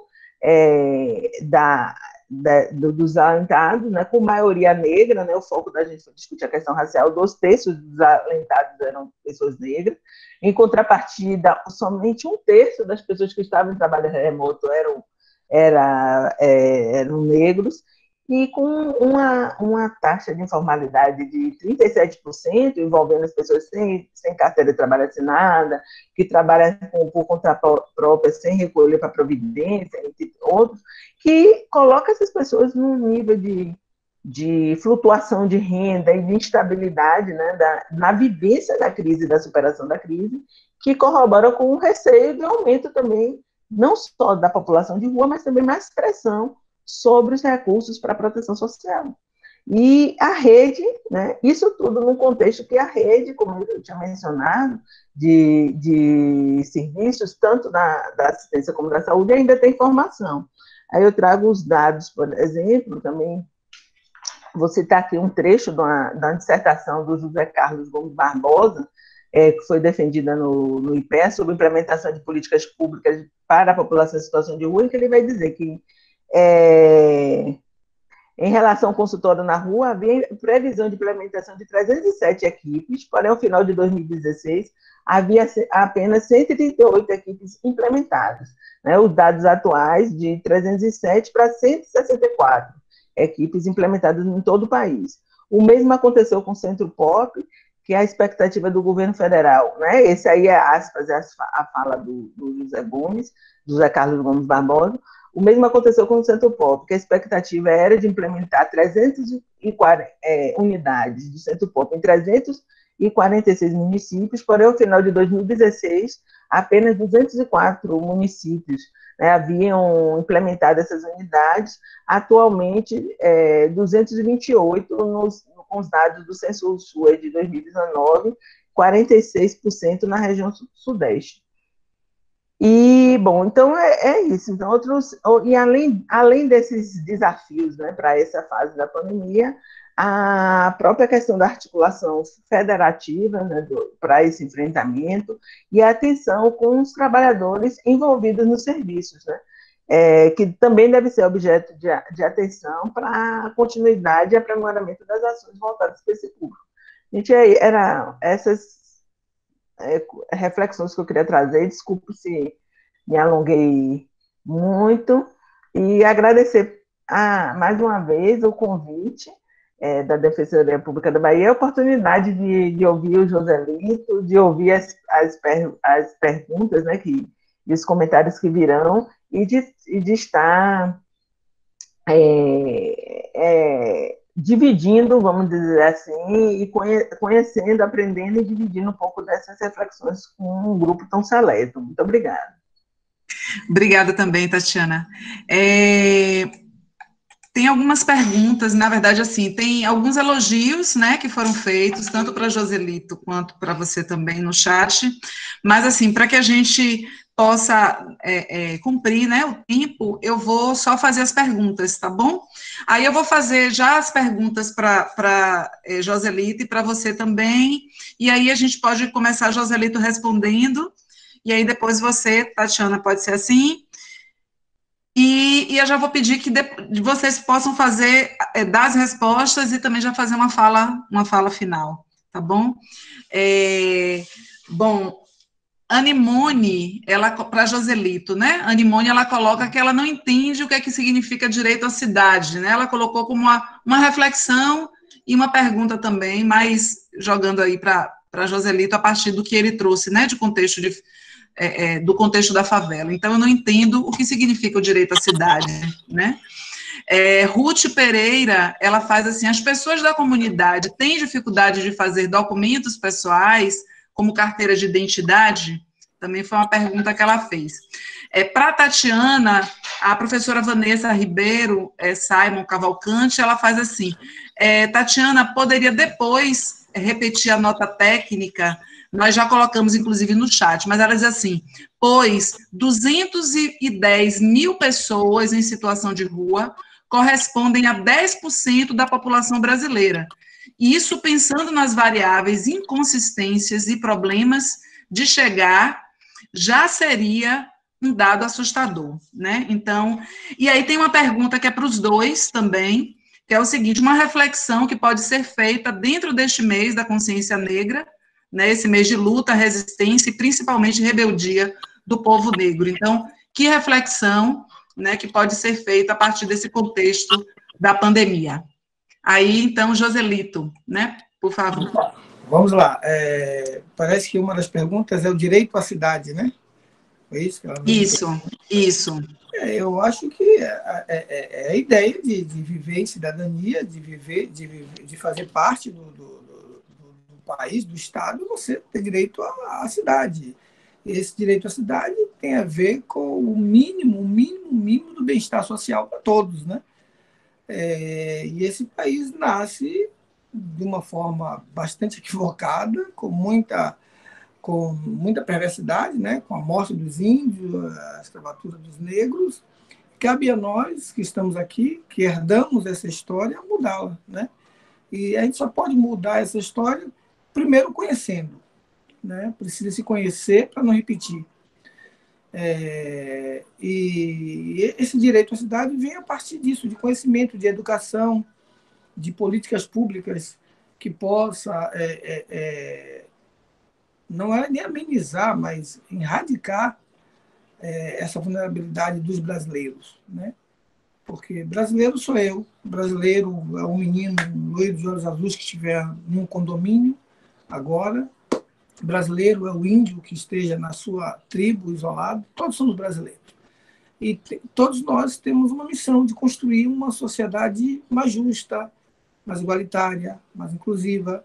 E esse, para mim, é o direito à cidade, né? Porque não adianta, como explicando até para quem tem a oportunidade de ir na Europa, e que você tem um padrão de vida um pouco mais caro, mas você mora numa casa, você não precisa de porteiro no seu prédio, você não precisa de condomínio fechado, você anda com iPhone pela rua. Eu lembro em Portugal, no Campo Grande de lá, eu estava na casa de uma aluna do Bagunçaço, virou uma cantora importante lá em Portugal, estava me abrigando lá na casa dela, e eu fiquei muito amigo do cachorro, fui sair com o cachorro à noite.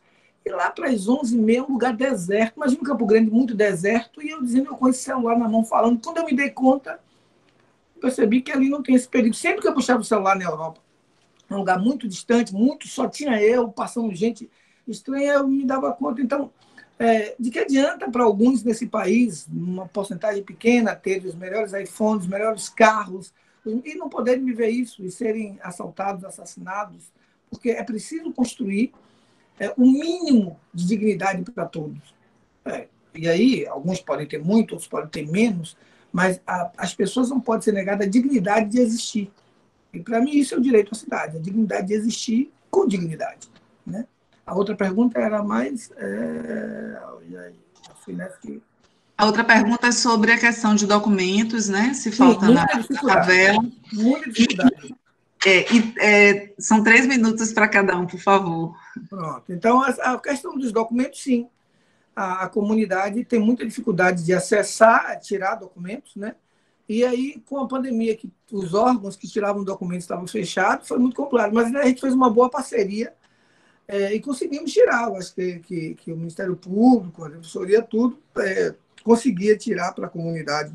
Conseguimos, algumas famílias só tiveram acesso à ajuda do governo a partir dessa ação. Foi o Ministério Público, a Defensoria Pública também, em contato com o próprio Favela Venceu, tirou muitas identidades, muitas, porque criaram uma forma que a gente fazia pelo telefone, as pessoas não tinham como ligar, então vinham até a gente, ele ligava e fazia o agendamento, e a pessoa recebia esse documento, e assim podia dar entrada na ajuda. Né? Então, muita dificuldade mesmo para tirar documento. Eu acho que uma das coisas que mais te dá acesso à cidadania é você estar documentado. Né? Então, eu acho que com o tempo o Estado vai evoluir, talvez para um documento digital, né? Porque a pessoa pode não ter identidade, mas ela tem um celular velho em casa que baixa aplicativo. Então, talvez fazer uma identidade digital e um banco mínimo digital para as pessoas, para que a gente possa acessá-las, né? Porque o Estado precisa acessar as pessoas. Ficou muito claro o grande número de invisíveis a partir da ajuda do auxílio, né? Então, isso demonstra que a gente tem que encontrar uma forma de levar essa cidadania que está registrada com um documento e poder ter acesso a um benefício público através do aplicativo da forma. Então, para mim, teria que ser uma identidade digital, como já tem na Índia, anexa a uma conta mínima, uma poupança digital. O menino nasce, ele já ganha uma identidade digital e uma poupança digital. Pronto. Aí, né, conexo no celular. Porque o celular não vai nos abandonar. Ele é a modernidade. Né? Você vê que você pode estar na maior dificuldade que tem na África. Eu tenho, não falei aqui, mas temos um projeto Bagunçar-se Moçambique, que funciona todo o PIC, e também com Favela Venceu lá, e também ajudando essa comunidade, que é uma comunidade de Maputo, com mantimentos, com tudo. E a única forma que eu tenho de fazer as coisas acontecerem é através do celular. Das 50 pessoas envolvidas, 15, 20 têm celular, então fazendo as reuniões por ali, o dinheiro via o Westwood, a gente tem conseguido fazer as coisas acontecer através do digital. Né? Então, esse é o caminho da humanidade e pode ser um caminho realmente muito viável.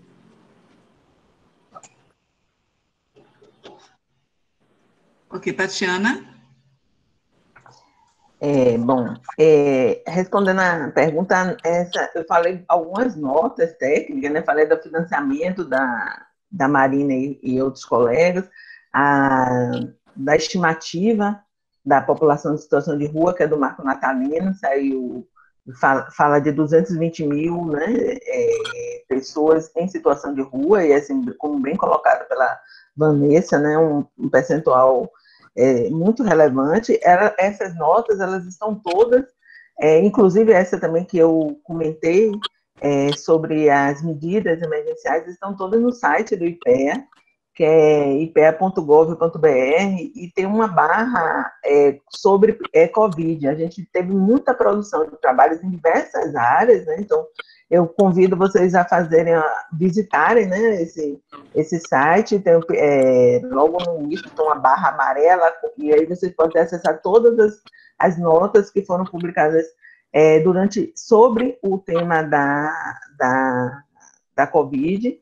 E também está acontecendo um seminário, um webinar, né, também virtual, sempre às quartas-feiras, que também tem trazido essas temáticas. Né? A próxima temática vai falar sobre produção, divulgação da vacina, distribuição, e nessa quarta a gente falou sobre discriminação racial, população negra no contexto da pandemia.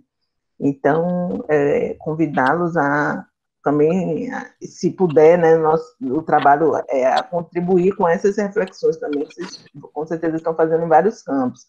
Também queria fazer ressaltar que essas análises, essas pesquisas, elas são frutos dessas pesquisas e dessas aproximações, elas não são necessariamente posições institucionais, né, são posições, análise dos pesquisadores, e eu ia falar aqui com vocês, né, sobre o caso também, né, falando sobre a questão da transição, e acabei me esquecendo, sobre o caso da ação em relação ao governo do Amazonas e a prefeitura, o município de Manaus, né, que não sei se vocês viram, isso a gente tem essas notícias de julho, né, final de julho, que já estavam sinalizando a desativação de alguns equipamentos, né, estádio e escola que estava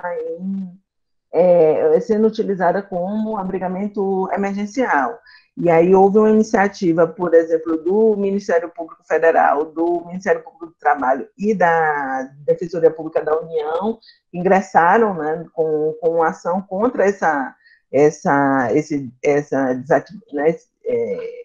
desativar esses estabelecimentos, e que a decisão liminar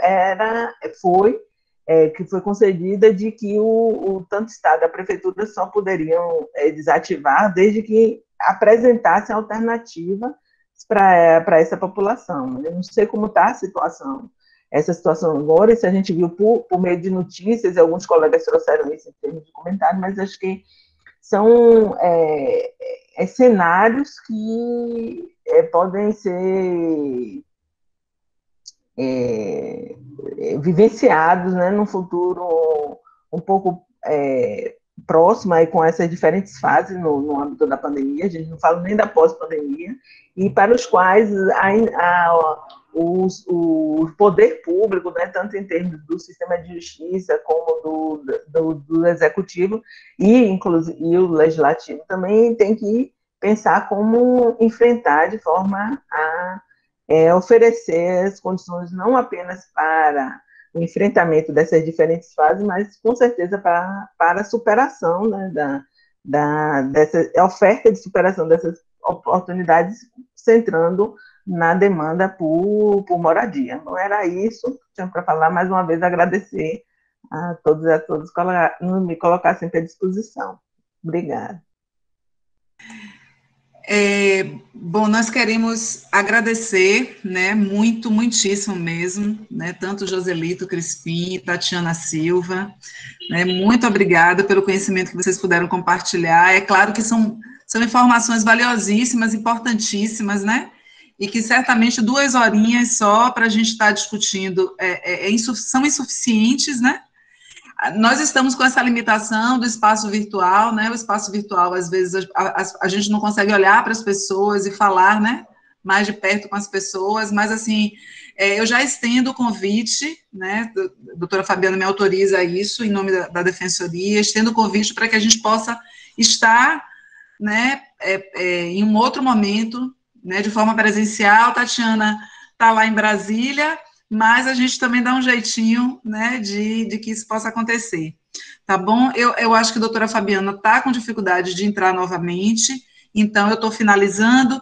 Nós vamos finalizar, eu vou tentar aqui passar um vídeo que Crispim, né, mandou para a gente, ele é bem rapidinho, e depois Animone, né, que é do Fórum de Catadores em Situação de Rua, também vai fazer uma fala e trazer um canto, né, para a gente, tá certo? Muito obrigada, e deixa eu passar aqui esse vídeo.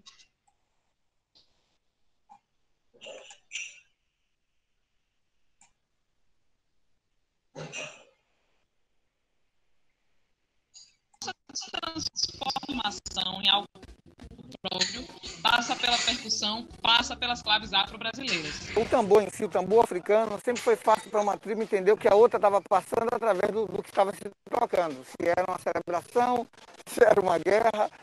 Então, esse tambor aqui nos Alagados significa dignidade, significa a não morte de jovens negros, significa um país em que todos sejam incluídos. Esse é o significado da nossa música, e esse é o significado de uma cidade musical com o prêmio da Unesco.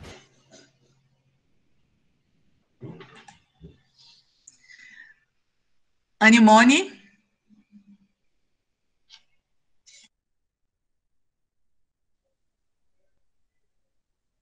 E agora? Agora é com você, Moni, para terminar com a gente com o canto. Gente, muito obrigado. Eu quero agradecer esse espaço que a professora Ana até me chamou de uma hora, estou bafadíssima, porque eu estou organizando aqui um projeto que é muito massa, com a inclusão dos catadores de rua.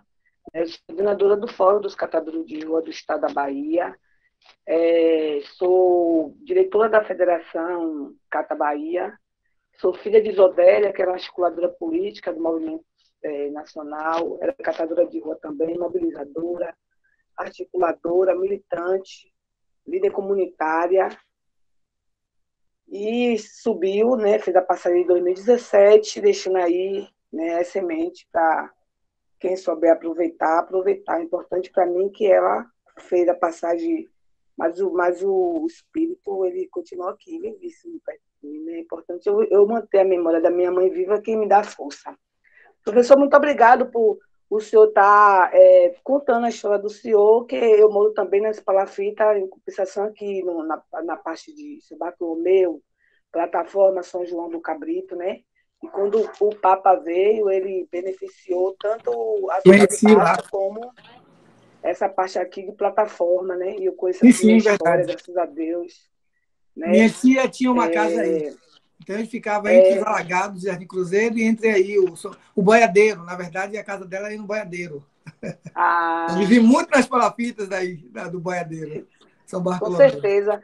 E assim, eu fico muito satisfeita em saber que eu chego nos lugares e vejo as pessoas falando de Novos Alagados, né? Que fica parecendo que a gente não vive dentro do mapa, nem da Bahia, nem do município. Então, a gente está com um projeto muito massa para os catadores de rua, né? O nome do projeto é Cata Rua. Vai ser pandemia chorando, pedindo aos técnicos da Cata Bahia, que a gente não podia só estar dentro dos espaços fazendo massa. A gente precisava de um projeto de ação. E agora, graças a Deus, a gente conseguiu esse edital, e o edital é muito, muito exigente. E eu peço a todos que colabore com esse edital, né, com inclusão social dos catadores de rua, porque o tempo todo chamando a gente de avulso, o tempo todo chamando a gente de autônomo, mas se o nosso meio de sobrevivência é a rua, tem que dar o nome a gente da rua, catadores de rua, porque somos da rua. Por que chamam os catadores de lixões? Né? Porque são os catadores que vivem em lixões. Por que o preconceito de incluir os catadores de rua na política de resíduo sólido? Porque eu acho que tem medo de dividir o bolo, né? A pizza, e somos a maioria. Então, a gente está com um projeto muito massa. Gostaria muito que a Defensoria Pública apoiasse esse projeto, porque a gente está falando de seres humanos, pessoas que vivem em condições de vulnerabilidade total, né? São invisíveis. A pandemia só fez mostrar um pouquinho dessa invisibilidade desses catadores, que eu digo já a nível, já que eu estou dentro do espaço representando os catadores de rua, eu falo a nível Brasil, entendeu? Aqui em Salvador só teve a oportunidade 328 catadores. Aí, quando a gente vai para campo, que fala isso para os catadores, eles falam só se for de cada bairro, né? 328 catadores só se for de cada bairro. Porque a gente não temos, na questão do documento, eles questionam em relação ao documento, mas o Fórum dos Catadores de Rua, junto com o Movimento de População de Rua e a Frente Social Povo da Rua, vai acabar com esse tabu, né? Com esse negócio de querer enterrar a gente vivo, porque somos seres humanos, e é isso. Contribua, né? Vou pegar aqui o nome do site, viu? Porque demorou para eu gravar. Espera aí, rapidinho. Espera aí. Vou cantar uma musiquinha para vocês. Essa música, Manhã cantou lá no colégio, que ela estudava, que a mãe gostava muito de estudar. Graças a Deus, né? Eu que não gosto de estudar, não gosto nem de ler. Mas mãe gostava muito de estudar, e antes de ela fazer a passagem dela, em 2015, ela deixou essa mensagem para mim, que eu gosto muito de escutar música, porque às vezes a música fala muito comigo, né? E quando a gente vivia no tempo da ditadura, era as músicas que falava com o pessoal, né? A música de Roberto Gil, né? De Edson Gomes, que está aí fazendo bastante sucesso. Então, voltando para o projeto, eu peço para o pessoal que contribua, né, com a benfeitoria.com/catarrua. Em cada real que for doado, é multiplicado em 3, né? E a gente não precisa de muito, a gente só precisa que as pessoas agora aprovem esse projeto, porque se a gente não entregar, não conseguir arrecadar 30 mil até o dia 18 de dezembro, a gente está fora da primeira etapa, né? E aí toda a angústia que a gente passou, toda a agonia que a gente passou, eu acredito que tem que valer a pena, né? Não vai ser, a gente não vai resolver os problemas, mas com certeza a gente vai se tornar mais um pouquinho visível. Gente, eu vou cantar um refrãozinho aqui da música, mas não quero que ninguém se ofenda, não, viu? Nós não somos seus bichos. Nós não somos seus bichos. nós não somos seus bichos. Ninguém ouviu o soluçar de dor num canto do Brasil. Um lamento triste sempre ecoou, desde que o índio guerreiro foi pro cativeiro e de lá cantou. Negro entoou um canto de revolta pelos ares, no quilombo dos Palmares, onde se refugiou. Fora a luta dos e confidentes, pela quebra das correntes, nada adiantou. E de guerra e paz e guerra, todo o povo dessa terra, quando pôde cantar, cantar de dor, cantar para todo mundo, vai. Oh, oh, oh,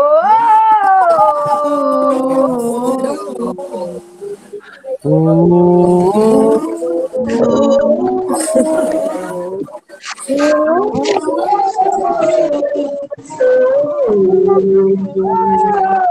ecoa noite e dia,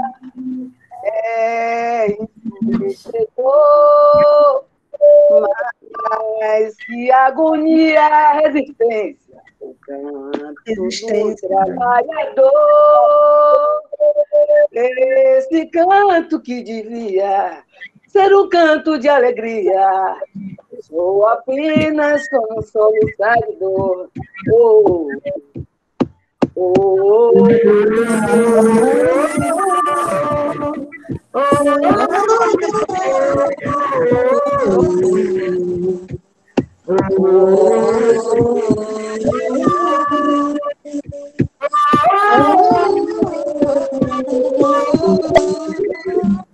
maravilha, viu, pessoal? Vou cantar a música do Presidente Lula, viu? Eu ainda vou na África, viu? Pessoal, muito obrigada a todos, todas, muito obrigada, professora Tatiana, muito obrigada, professor Joselito Crispim, muito obrigada, viu? A gente sai daqui fortalecido, obrigada, Nemone, a todos e todas que estiveram aqui, e todos também, tá certo? Até o dia 27/11. Não esqueça de apoiar o projeto Cata Rua, viu? Esse projeto me deu aqui, ó, suei, viu? Tem a cara dos catadores de rua, tô indo fazendo mobilização, né? Vai ver muito depoimento, muito massa. A gente fez o lançamento e agora que a gente vai chutar o pau da barraca. Muito obrigada. Sei. Bom dia. Bom dia, tchau. Bom dia a todos.